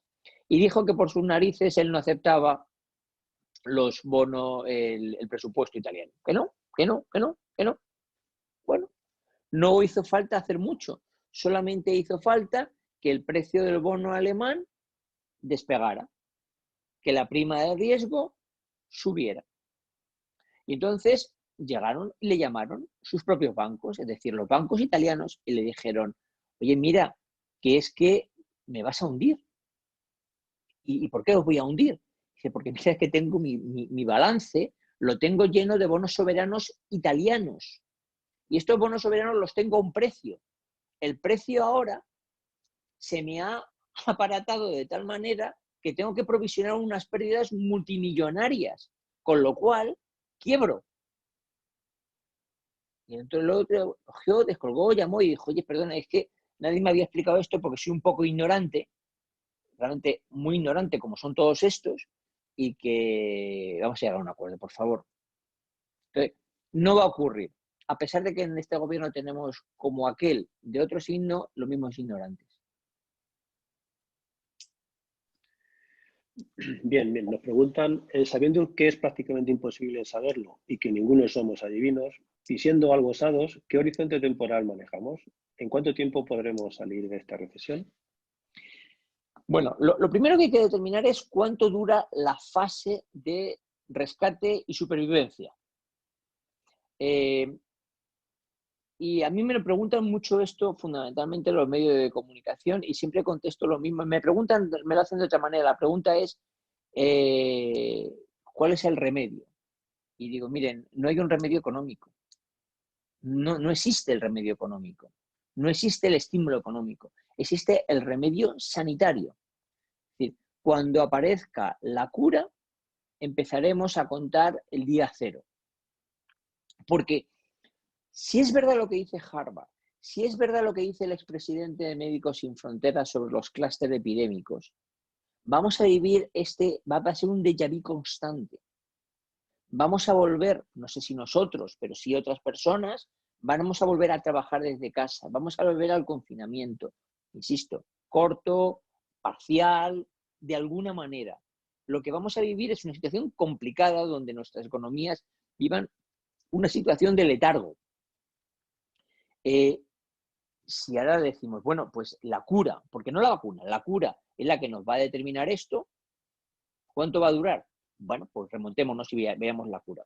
La cura más avanzada que existe ahora mismo en el mundo la está haciendo un profesor de la Universidad de Columbia, que fue en su día nominado como fue el primer médico nominado como hombre del año por la revista Time, que es David Ho, un americano de origen chino, que es la mayor eminencia del mundo que hay hoy en día en el tratamiento sobre el SIDA. Este hombre, hará como un mes y medio o algo así, dijo que él creía que un medicamento que se había desarrollado para el tratamiento del ébola, el Remdesivir, era un medicamento que él creía que iba a ser bastante eficiente para evitar la mortalidad. El problema es que durante este tiempo, desde que Ho ha hablado, se han ido sabiendo cosas y se han ido sabiendo que los chinos han mentido como chinos, realmente, y que no han contado realmente ni la mitad de la mitad de la mitad de las cosas que era la enfermedad. Por supuesto, esto no es una gripe, como nos habían contado. Por supuesto, la mortalidad es muchísimo mayor. Por supuesto, el índice de infectibilidad es muchísimo mayor. Ese tema que se están conociendo, se están sabiendo cosas como que la gente no solamente muere por neumonías, sino muere por reacciones inflamatorias agudas, que muere por embolias venosas. Es decir, hay muchas cosas que van a llevar a cuánto es la fase de la cura. Ho dijo que este verano podría estar el Remdesivir funcionando. El problema es que el Remdesivir no es una cosa que compras en la farmacia como el Frenadol y que te lo tomas, te tiras una semana malito y ya está, no pasa nada, que es la gripe común, sino que es un medicamento que hay que ponerlo con bolos intravenosos, por lo tanto son medicamentos hospitalarios de último sistema. No es tan sencillo. ¿Cuándo va a llegar la cura? No lo sé. Pero desgraciadamente día a día, cada día se sabe más cosas de la enfermedad que los chinos no han contado y que los médicos descartan que no supieran. Dicho de paso, ¿cuándo llegará la vacuna? Ese sería el siguiente paso. Ahora mismo, la última publicación de anteayer, creo que había 70 vacunas en estudio y 3 ya estaban en la fase de prueba en personas. Como sabrán ustedes, normalmente una vacuna se tarda en probar entre 5 y 7 años, es la estimación. Y el problema que hay es que esta vacuna se le va a dar una serie de permisos muchos más rápidos ante la pandemia tan brutal que hay. Y igual que hoy en día se está permitiendo utilizar muchos medicamentos bajo lo que se llama el régimen compasivo, que es lo que permite utilizarlo sin pruebas previas, pues la vacuna se le va a dar ese valor. La vacuna más avanzada, digamos, para ponerla en la calle, la está haciendo Johnson & Johnson. De esos 3 equipos que hay produciendo en series in vitro, uno es Johnson & Johnson, otro es la Universidad de Pittsburgh y otro es el ejército chino. Si hay más chinos fabricando cosas, no lo sabemos porque no lo han dicho. El problema está en que Johnson & Johnson ha apostado $1.000 millones y se ha puesto a fabricar la vacuna antes de tener la aprobación por la FDA. Pero ya Johnson & Johnson ha dicho de que en el mejor de los casos su vacuna no tendría más de un 80% de validez para que funcionase. Bueno, sería un paso. Obviamente, Johnson & Johnson ha dicho que si esto funciona en Navidades del próximo año, estaría en disposición de empezar a distribuir las primeras unidades. Es decir, los 1.000 millones no los habría tirado a la basura. Pero ayer dijo el presidente de Glaxo que con una vacuna no es suficiente, que necesitamos muchas, Primero para que unas entre otras se contrarrestan, es decir, que a lo mejor nos tengan que poner 2 o 3 y después para distribuir, porque hay que vacunar a todo el planeta. Por lo tanto, ¿cuándo vamos a salir? Pues miren, no lo sé. Yo confío que durante el 22.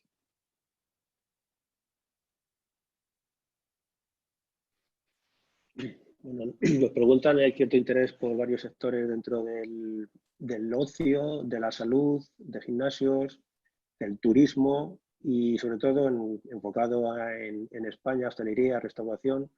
¿Dónde ve el futuro de estas compañías y cuándo cree que saldremos de esta recesión? Vamos por partes. Vamos por lo peor de la jugada. Nuestra principal industria, que es el turismo. Nuestra principal industria este verano lo tiene completamente condenado, fundamentalmente porque muy probablemente este verano todavía haya limitaciones o restricciones, si no totales, parciales, al movimiento intrafronterizo de las personas. Es el movimiento. Luego el miedo, eso viene como aparte.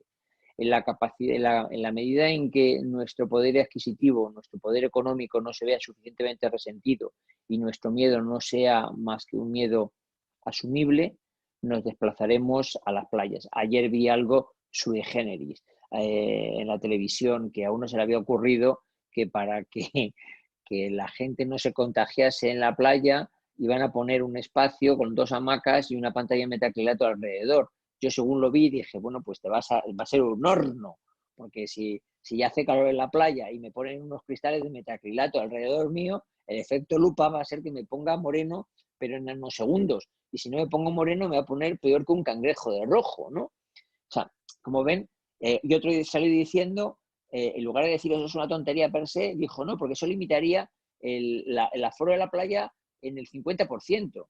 Y yo digo, pues es que a lo mejor no va ni el 10%, ¿no? Entonces, el sector turístico lo tiene muy duro. La pregunta es cómo van a ser capaces de aguantar los hoteles. Hay muchísimos hoteles en el país que no sé cómo van a ser capaces de aguantar, desgraciadamente. No tengo ni idea cómo va a ocurrir el tema. La única gran ventaja del hotel es que, para ver la parte positiva ante un escenario negativo, es que el hotel necesita una estructura física que no es fácil de reutilizar inicialmente, ni tiene sentido no reutilizarla. Por lo tanto, un hotel que esté bastante tiempo cerrado tendrá que sufrir a lo mejor una reforma de algún tipo para ponerlo otra vez en funcionamiento, pero va a existir. Una empresa de servicios muere y ya de ahí desapareciendo. Y con eso quiero decir los hoteles, los bares, es decir, todo lo que es la hostelería. Pero el futuro a corto y medio plazo, la verdad es que pinta muy mal y esa es la principal economía de nuestro país, que da trabajo al 13% de la población y genera una barbaridad perdón, te trabajo al 28% y genera el 13% del PIB. Es decir, es una generadora de valor muchísimo, muy, muy, muy importante. Otros sectores, bueno, obviamente las agencias de viaje pues se verán muy afectadas por este tipo de cosas. Las aerolíneas, 3/4 de lo mismo. No sé si lo saben, pero los americanos les han inyectado 23.000 millones de dólares de ayudas a las aerolíneas. Países pequeños ya están pidiendo a sus gobiernos que les ayuden a soportar el caos. Al Boris Johnson se le ocurrió la estupidez diciendo que iba a recomprar British Airways, no sé muy bien cómo va a poder hacer eso, legalmente no puede, pero bueno, es que a los tontos se les ocurren tonterías. Y ese sector se va a ver muy, muy afectado en el corto y medio plazo. Pero miren, veámoslo en el lado positivo, en el largo plazo. No se nos va a ir el sol, no se nos van a ir las playas, ni los españoles nos vamos a morir. Y prestamos el mejor servicio en el mejor país del planeta, porque Cataluña también es España y tiene unas costas maravillosas. Entonces, eso pasará, pero esa industria no va a desaparecer. Y dentro de unos años, cuando todo esto haya pasado, seguiremos siendo el segundo país, o quizás el primero, si quitamos a París, por visitantes.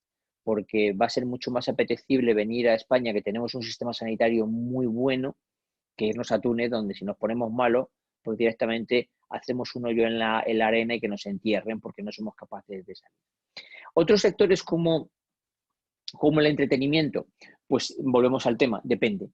Depende en qué parte, es demasiado amplio. Los generadores de contenidos creo que van a tener un boom porque nos tenemos que entretener. Es decir, si salimos menos, consumimos otro tipo de cosas. Y por contra, mire, estamos analizando ahora mismo nosotros una compañía a raíz de mis compañeros que la han visto muy interesante, que es la envasadora, la mayor envasadora del mundo de botes, de estos de cerveza y cosas de estas. Porque resulta de que consumimos más cerveza que consumíamos antes, pero es que encima ahora le damos más beneficio a las cerveceras que le dábamos antes, porque la cervecera gana más dinero vendiendo botes de cerveza que vendiendo barriles al bar. Y la cerveza no nos la van a quitar. Y por lo tanto la seguiremos tomando. Pero claro, si no me la puedo tomar con mis amigos porque me aburro, pues me veo una película. Y ver Ben-Hur es que ya la he visto 20 veces. Por lo tanto, me iré al canal que me ponga una que sea más divertida, ¿no? Por lo tanto, esa. Ahora bien, a mí me encanta el cine. Pues iré menos, porque me da miedo. Porque me da miedo. Yo soy un friki de James Bond. No las veo 20 veces, pero sí me gusta verlas cuando las inauguran. Yo soy de esa generación y me gusta ir al cine con mis amigos. Y ya que soy maduro, pues me gusta verla. No voy el día del estreno, por supuesto yo no soy como lo de Star Wars, que me usó la espada, pero la de James Bond sí. Bueno, James Bond saben que se ha retrasado 6 meses, no sé si va a retrasar más el estreno. Yo quería ir al estreno, bueno, pues no ir al estreno, me esperaré y la veré en mi casa, no vamos a hacerlo, pero la veré, es decir, consumiré. Y muy probablemente pagaré el alquiler para verla en los días previos. Entonces, son sectores diferentes. Vamos a ver qué pasa con las salas de cine, vamos a ver cómo pasa con los distribuidores, pero yo creo que los generadores de medios no van a tener problemas. Bueno, nos preguntan también, Miguel Ángel, ¿tenemos algún dato actualizado de la distribución de micropymes, pymes autónomos? No, volvemos en el tema de la fase de reconstrucción. Todavía no hemos llegado a ella. Es que no sabemos realmente, miren, lo que está pasando como creo que le llaman desescalado. Yo la verdad es que hay palabras que cada día que las escucho por primera vez, digo, ¿a quién coño se le han ocurrido, no? Pero bueno, el desescalado de decir una palabra, volver a nuestra vida normal, yo creo que hay un problema, no tienen ni idea de cómo hacerlo, ni idea, pero absolutamente ni idea. Pero no tiene ni idea ni el que sale con los pelos raros hablando todos los días, ni el jefe de ese, ni el jefe, ni el que nos da la charla todos los domingos a la hora de la comida, que ya un día me voy a poner a ver First Date por no verla a él, ¿no?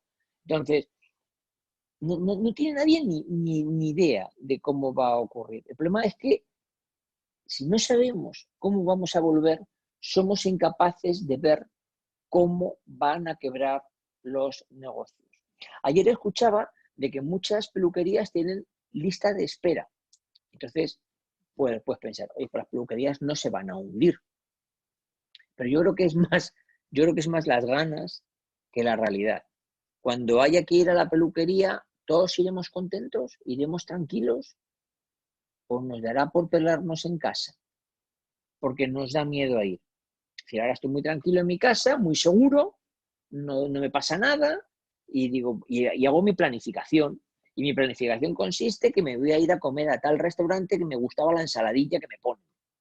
Y me voy a ir a tomar una copa a tal sitio donde ponen hacen fabuloso los gin tonic.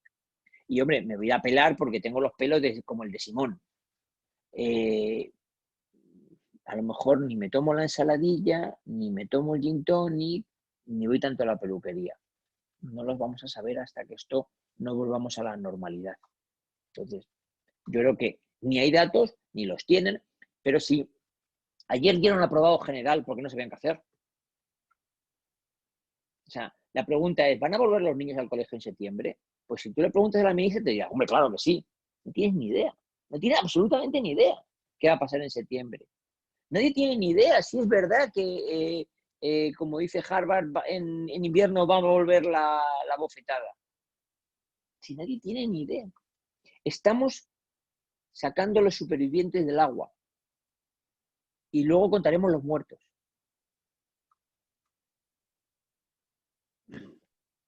Bueno, nos preguntan cómo puede afectar una posible intervención de la economía española, si lo veis de alguna manera inmediata o si se salvarán. Un poco al hilo, para un poco encadenar dos preguntas, ¿cómo podemos hacer para recuperarnos a un ritmo razonable? Y aprenderemos para las próximas crisis. Lo digo por las medidas preventivas que puedan amortiguar las futuras catástrofes. Vamos por partes. Yo creía que en el 2012 venían los hombres de negro. Yo lo daba por descontado. Nos libramos. Pero desde entonces no hemos hecho nada para evitar que en la siguiente venga. Es más, el gobierno que tenemos ahora, que nadie se olvide, está planteando un gasto público descontrolado, pero descontrolado interesado. Es decir, yo creo que hay que ayudar a la gente en la medida de las posibilidades, pero el planteamiento del presupuesto que tenían, que yo creo que es uno de los problemas por los cuales los alemanes han dicho que ni de coña los coronabonos, es que el gasto es descomunal y descontrolado. Desgraciadamente se tomaron determinadas medidas que, hombre, si me pongo desde el lado de la persona que lo cobra, lo veo muy bien, pero si me pongo del lado de la persona que lo soporta, no sé cómo está tan bien. Se subieron de una manera radical las pensiones, se subieron de una manera radical el salario mínimo profesional, lo cual inflactó determinados salarios bajos, que al final de alguna manera lo paga mediante sistema de gasto público, porque oye, yo he preparado un concurso público con unos precios, los acabas de subir, tú artificialmente me lo tendrás que pagar. Y si no me lo pagas ahora, me lo pagarás mediante los tribunales, pero me lo pagarás. Por lo tanto, ese gasto descomunal llegará un momento donde no sea soportable. Y Europa nos diga, hasta aquí hemos llegado. O tomas determinadas medidas o yo no te compro más bonos. Y yo no te soporto más tu bono en el secundario por el Banco Central. Eso será una intervención de alguna manera. O bien una intervención directa como la que ocurrió en Grecia, o bien una intervención más sui generis de hazme caso por las buenas porque si no vamos por las malas. Y si todavía sigue, no nos olvidemos que nuestra ministra de Economía casi es una hombre de negro. Y cuando se hablaba de los hombres de negro, ella era una del equipo. Lo que pasa es que nunca le tocó venir porque la ascendieron a su directora general de presupuestos. Si no, hubiese estado en el equipo de los que hubiesen venido a hacernos una revisión de las cuentas. Por lo tanto, esto, diga lo que diga, lo sabe perfectamente, mucho mejor que yo, porque ha participado en la escritura del libro blanco de los hombres de negro. Por lo tanto, cuidado con las medidas que tomamos, cuidado. Yo soy partidario de que existan unos grandes acuerdos. Soy clarísimamente partidario. Pero creo que con estos miembros no se pueden hacer esos gestos. Y que creo que la única alternativa que cabría ahora mismo es que hubiese un gran pacto de Estado entre el PSOE y el PP que ayudase a, gobernando, cuidado, ambos o gobernando solamente el PSOE en solidario, soportado y apoyado por unos pactos con el PP. Creo que estamos en un momento donde hay algunos polos, tanto por la derecha como por la izquierda, de una radicalidad y de una cantidad de locuras, de ignorantes de narices. Pero yo no veo al presidente del gobierno por la labor de actuar así. No sé muy bien. Creo que porque no tiene ni idea, que es lo que creo profundamente que ocurre, y creo que también está asesorado por algún zumbao. Pero bueno, esa es la realidad. Eso me hace pensar que bueno, pues no tiene muy buena pinta. ¿Pueden tener que venir a ayudarnos si por lo tanto haya problemas?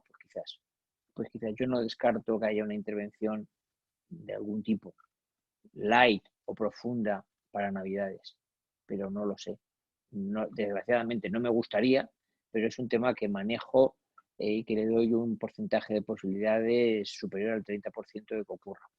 Con el tiempo lo iremos viendo. ¿Qué podríamos hacer para salir de la situación más rápidamente? Bueno, pues yo creo que ante un escenario tan negativo lo que hay que hacer es poner buena cara. Y como decían los chinos, ante las grandes catástrofes en este caso, y permíteme que lo compare, me pongo un poco de amarillo yo ahora, ante las grandes catástrofes se generan las grandes oportunidades y nos podemos todos, si no reinvertir, totalmente parcialmente. Se habla siempre de que no hace falta tener un espíritu emprendedor para montar una compañía. Lo que tienes que hacer es tener un espíritu emprendedor para tener una actitud ante la vida. Y eso nos va a afectar si trabajamos en una gran compañía como si hemos montado un pequeño negocio. La manera en que seamos capaces de reconvertir nuestro negocio, que no tiene que ser de gran manera, sino a lo mejor simplemente poniendo una sonrisa cuando entra alguien por la puerta, porque va a diferenciar.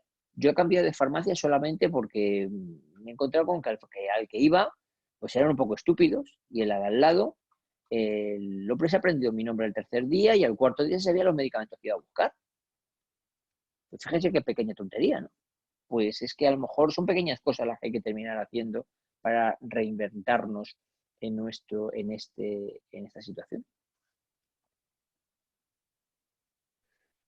Nos pregunta Miguel Ángel si ve alguna empresa a largo plazo interesante del sector petrolero, o es mejor esperar. Y un poco Vale, al hilo de... el petróleo. Igual que yo antes he dicho que Trump es el peor gobernante que hemos tenido nunca al frente de la principal potencia del planeta, y a pesar de eso soy proamericano, muy proamericano.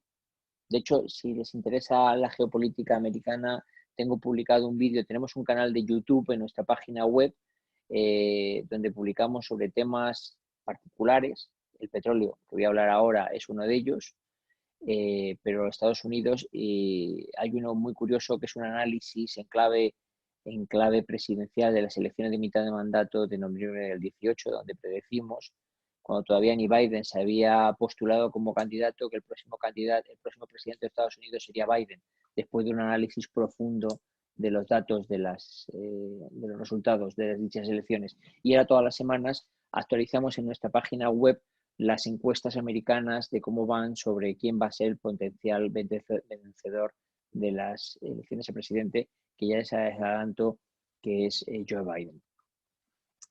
Igual que digo eso, digo del petróleo.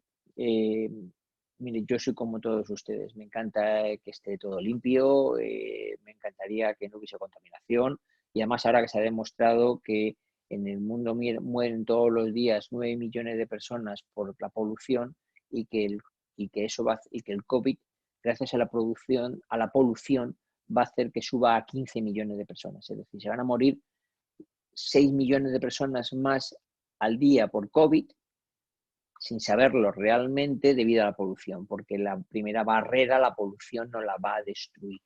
La primera barrera de defensa. El petróleo no va a desaparecer, ni muchísimo menos. Hay estudios de la Agencia Internacional de la Energía donde dicen clarísimamente de que va a continuar en los próximos años. El petróleo es necesario, no va a desaparecer, no es una energía sustituible. Cuando se habla de la energía eléctrica, las baterías, yo digo, pues muy bien, lo arreglamos de una manera fácil.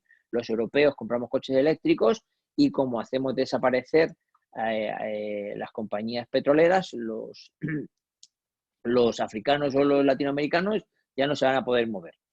El petróleo tiene una cosa mucho más importante que todo, es un sistema de distribución establecido. Y por lo tanto, ese sistema de distribución establecido, que son las gasolineras, son los puntos de repostaje futuros. Y la sustitución tiene que ser una sustitución paulatina. Y cuando digo paulatina, digo que durante mucho tiempo el petróleo va a tener mucha importancia. ¿Qué compañías van a tener valor? Pues aquellas compañías que sean grandes.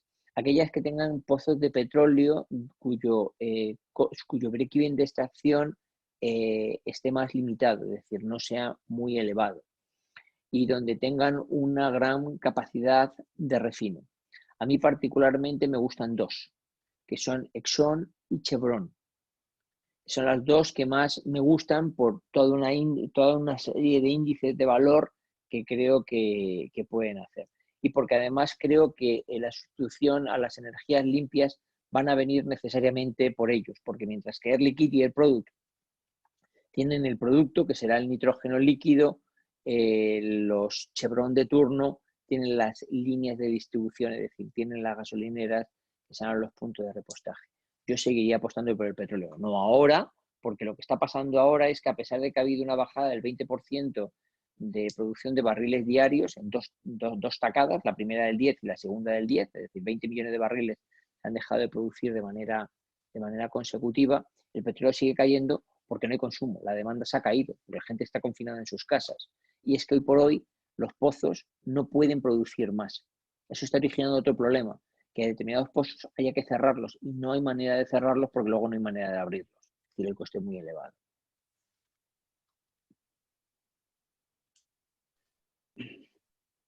Nos preguntan, y es una pregunta un poco reiterada, ¿se nacionalizará alguna compañía? ¿Aerolíneas, comunicaciones? No. ¿Qué escenario tiene Estamos en el mundo libre. No. No va a ocurrir eso. Estamos en el mundo libre. La inmensa suerte que tenemos de estar en Europa es que esas cosas no ocurren. Miren, la legislación europea es buenísima. La legislación europea lo dicta mediante una serie de leyes que le llaman las directivas ómnibus, que luego son de obligada transposición a las legislaciones de cada uno de los países miembros. Desgraciadamente, no todos los países las transponen cuando tienen que transponerlas, ni las transponen como las tienen que transponer. De hecho, todos los días hay sentencia del Tribunal de la Unión Europea en contra de los países por una transposición errónea, yo diría que interesadamente errónea, ¿no? Y los ciudadanos tenemos un sitio donde ir. La inmensa ventaja es que hoy por hoy nos movemos, es decir, no nos hundiremos como país porque pertenecemos a la Unión Europea y porque no permitirá que zumbaos como el que tenemos en el gobierno logren implementar determinadas cosas que les gustarían, como las famosas nacionalizaciones de las eléctricas que se le ocurrió o las estupideces de ese calibre. Miren, un día en una entrevista de radio me hizo mucha gracia porque cuando me llamaban, cuando ocurrió el nombramiento del gobierno, pues me llamaron varios medios de comunicación para preguntarme mi opinión sobre ellos, una televisión y alguna otra radio. Y entonces yo dije, miren, me parece increíble que tengamos sentados en el gabinete de ministros del reino a gente que no contrataríamos en nuestras empresas ni de becarios. Pero así es, así es. Hay determinadas cosas que ni los becarios harían y que se hacen porque tienen el boletín oficial del Estado a mano. Pero bueno, no se preocupen, nadie va a nacionalizar nada por más que le gustase, por más que le gustase. No va a ocurrir nada. Y el estado de alarma durará hasta que el PP quiera, porque el PSOE no cuenta con el apoyo ni de sus socios de investidura para sostener ni el estado de alarma. Lo está sosteniendo hoy en día el apoyo del PP. Por lo tanto, cualquier medida que quieran tomar amparándose en ese estado de alarma, el día que el PP diga se ha acabado, se ha acabado. Nos preguntan que considera que las ayudas como las rentas mínimas vitales son adecuadas para la recuperación. ¿No sería mejor otras medidas de estímulo? Tengo que reconocer, vamos a ver, la primera, la contestación rápida sería no me gustan. A mí no me gusta regalar dinero a nadie porque creo que esa es la mejor manera de comprarle. Y cuando compras a alguien siempre lo compras con objetivos espurios. Y me estoy refiriendo ahora mismo de una manera clara a lo que hemos visto durante no sé cuántas décadas con los ERES en Andalucía y Extremadura. Entonces, no me gusta absolutamente nada. Pero tengo que reconocer que hay teorías económicas que dicen que aportando el Estado unas determinadas rentas mínimas a determinadas franjas de población, generas un determinado movimiento del dinero. Esto es una balanza. Si no creo en los objetivos espurios de aquel que da ese dinero y creo que lo hace por un fin macroeconómico interesante para el país, bajo esa premisa valoro lo positivo y lo negativo. A mí no me gusta, honestamente. A mí no me gusta. Pero lo que tengo la sensación es que hay objetivos espurios. Entonces, hace que me guste menos. Pero lo van a hacer. La pregunta es lo que van a durar. Pues sobre todo porque llega un momento donde si regalamos dinero, subimos las pensiones, subimos el salario mínimo, regalamos dinero a la gente que desgraciadamente lo necesita. Pero bueno, yo digo siempre, es que aquí alguien se ha olvidado que los marcianos no llegan los días 30 de cada mes a pagar la nómina, que es lo que creo que muchas veces piensa alguien, Que no, que aquí hay alguien que viene y que la paga. Vamos a ver, yo hice un día un vídeo porque me hizo mucha gracia escuchar al economista jefe de Izquierda Unida, que es el hermano del actual ministro de Consumo. Antes era, el Ministerio de Consumo antes era una dirección general, o sea, o una subdirección general. Ahora resulta que es un ministro, pero bueno. Decir que la solución a nuestros problemas es que el Banco Central Europeo emitiese todo el dinero necesario para pagar la deuda y que se había acabado el problema. Y dije, ole, si ese es el economista jefe, ¿cómo será el último del equipo? Este hombre no tiene ni repajolera idea, absolutamente ni idea. Bueno, pues claro, si haces, la suerte es que no lo puede hacer, ¿no? Pero ya el decirlo debería estar penado. Bueno.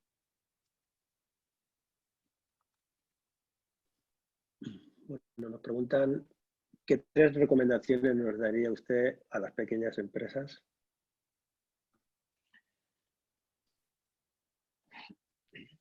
El primer día que salieron las medidas del gobierno, las primeras medidas, yo intervenía en las noticias de un canal de televisión y me preguntaron qué piensa de las medidas, porque también había hablado Pablo Casado detrás y había dicho que le parecían insuficientes y proponía algunas más.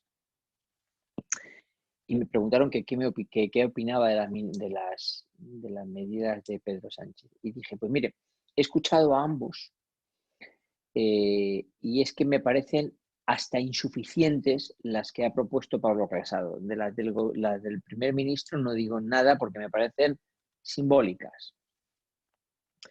Y me preguntaron, ¿y qué cree que hay que hacer? Y dije, pues mire, yo particularmente digo, si voy a tener que sostener como país a los trabajadores, sostengámoslo desde el primer día, porque de esa manera nos aseguraremos que el empresario sobrevive y que cuando esto pase tiene un sitio donde montar otra vez el negocio.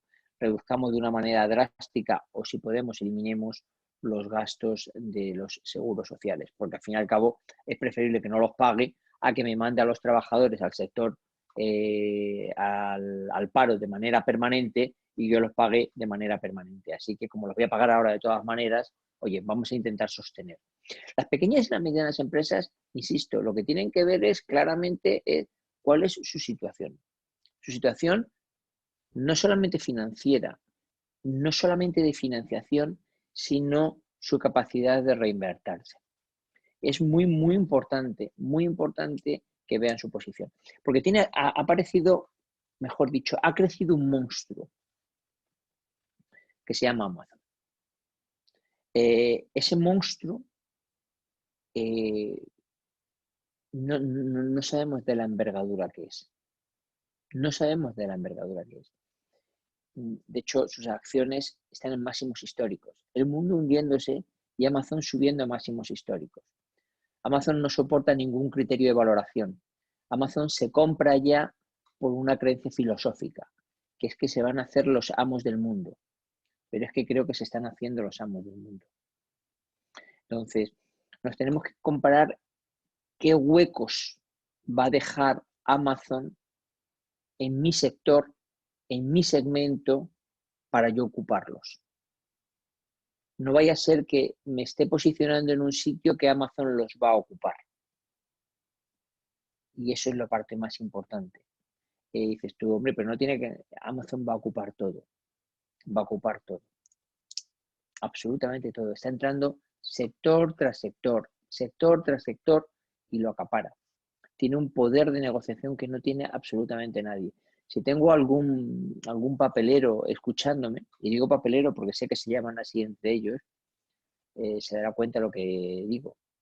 Es decir, Amazon es capaz de vender sus productos en Internet más barato de los que ellos lo compran. Entonces, hay que ver dónde te posicionas para que no te acaparen y no te invadan tu pequeño hueco. Habrá que reinvertirse. La panadería que mi madre dejó de comprar el pan porque habían desaparecido, han vuelto a aparecer.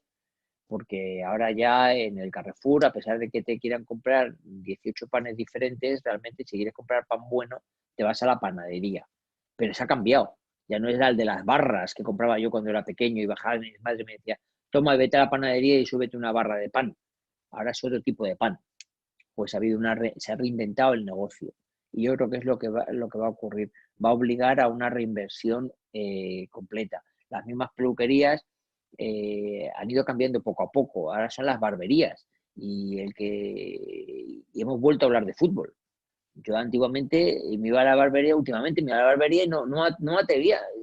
Como decíamos, en las peluquerías, los hombres hablábamos de fútbol y de mujeres. Siempre decíamos lo mismo, todo era mentira, pero bueno, nos parecía bien y era muy divertido.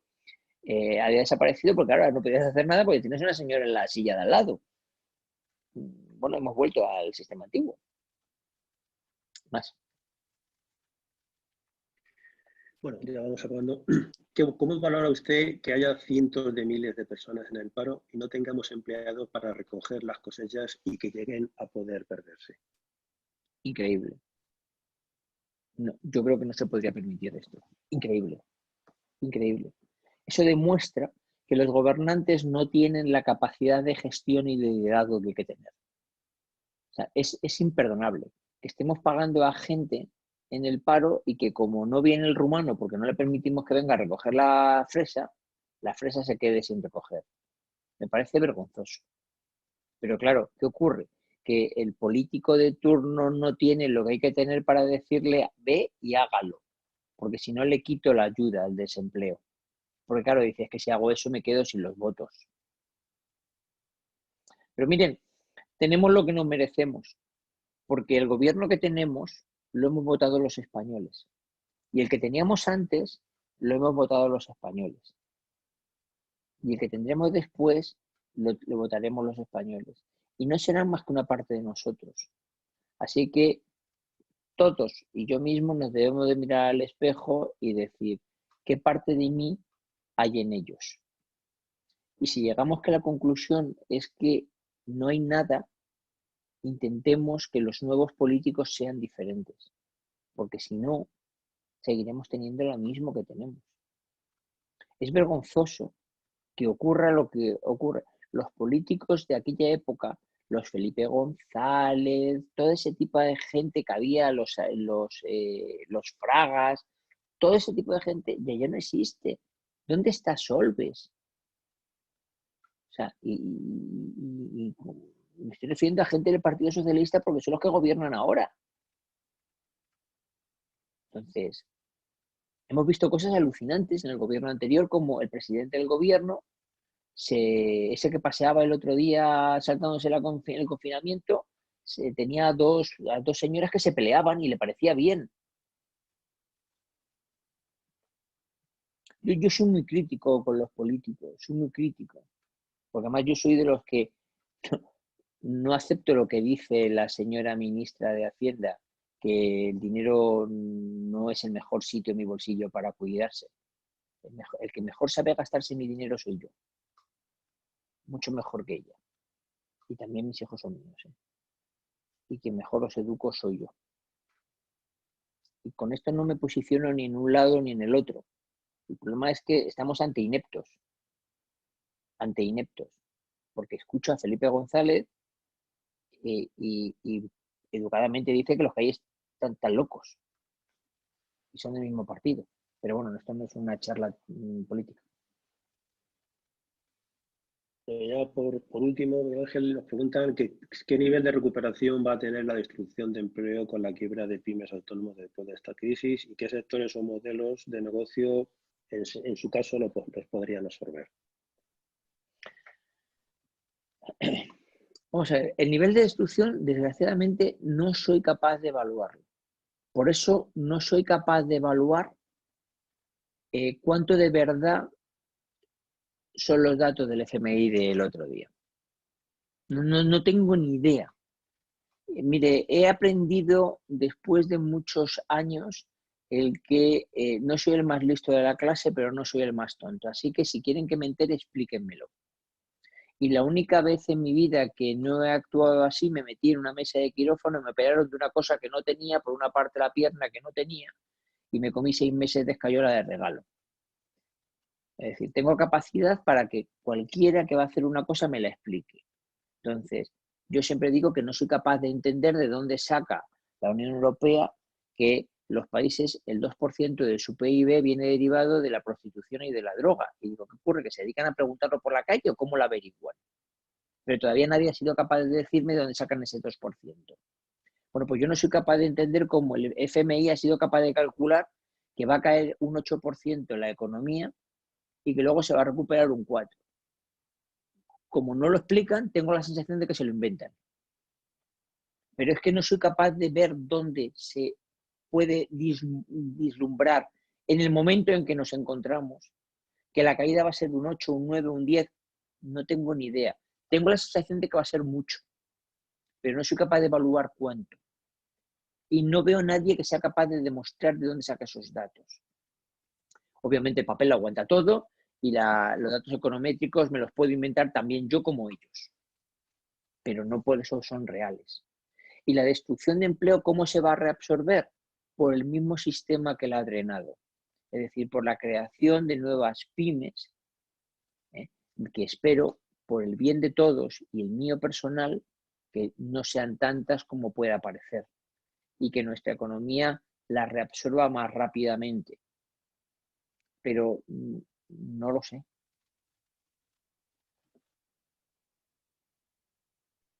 Bueno, pues ya con esta última pregunta, Ángel, ya hemos acabado y nos dan las gracias por esta charla, por este webinar. Bueno, yo doy las gracias personalmente a todos y en concreto, bueno, pues a todos los asistentes, a Vizcay Red, a Astur Red, Cantabria en Red y Madrid en Red por, bueno, hacer posible este webinar. Esperamos que no sea el último y que sigamos en contacto con nuevas propuestas. Y bueno, como comentó Miguel Ángel durante el webinar, os voy a mandar ahora en un rato el vídeo, el enlace al vídeo de YouTube, para que tengáis una idea de cómo se calcula el valor de una empresa. Y en unos días recibiréis, bueno, pues en vuestro correo electrónico el enlace a la presentación que ha hecho Miguel Ángel y, bueno, y un dossier informativo corporativo de nuestra gestora de fondos. Muchísimas gracias a todos por vuestra asistencia. Muchas gracias por haberme atendido, haberme soportado durante todo este tiempo, por las preguntas y el interés que habéis manifestado. Estoy a disposición de absolutamente todos, lo hago habitualmente y contesto todos los correos. De los anteriores me han hecho preguntas de los más dispares y todas las contesto con la mejor intención. Toda parte, como creo que han visto, prima la sinceridad de cómo actuamos, cómo operamos y cómo somos. En nuestro caso somos ahorradores y manejamos el dinero como ahorradores y solo entendemos las cosas bajo ese punto de vista. A su disposición para cualquier duda, opinión. Si la sé, la daré y si no, como me habrán visto, no la sé, no les mentiré. Muchas gracias. Muchísimas gracias a todos.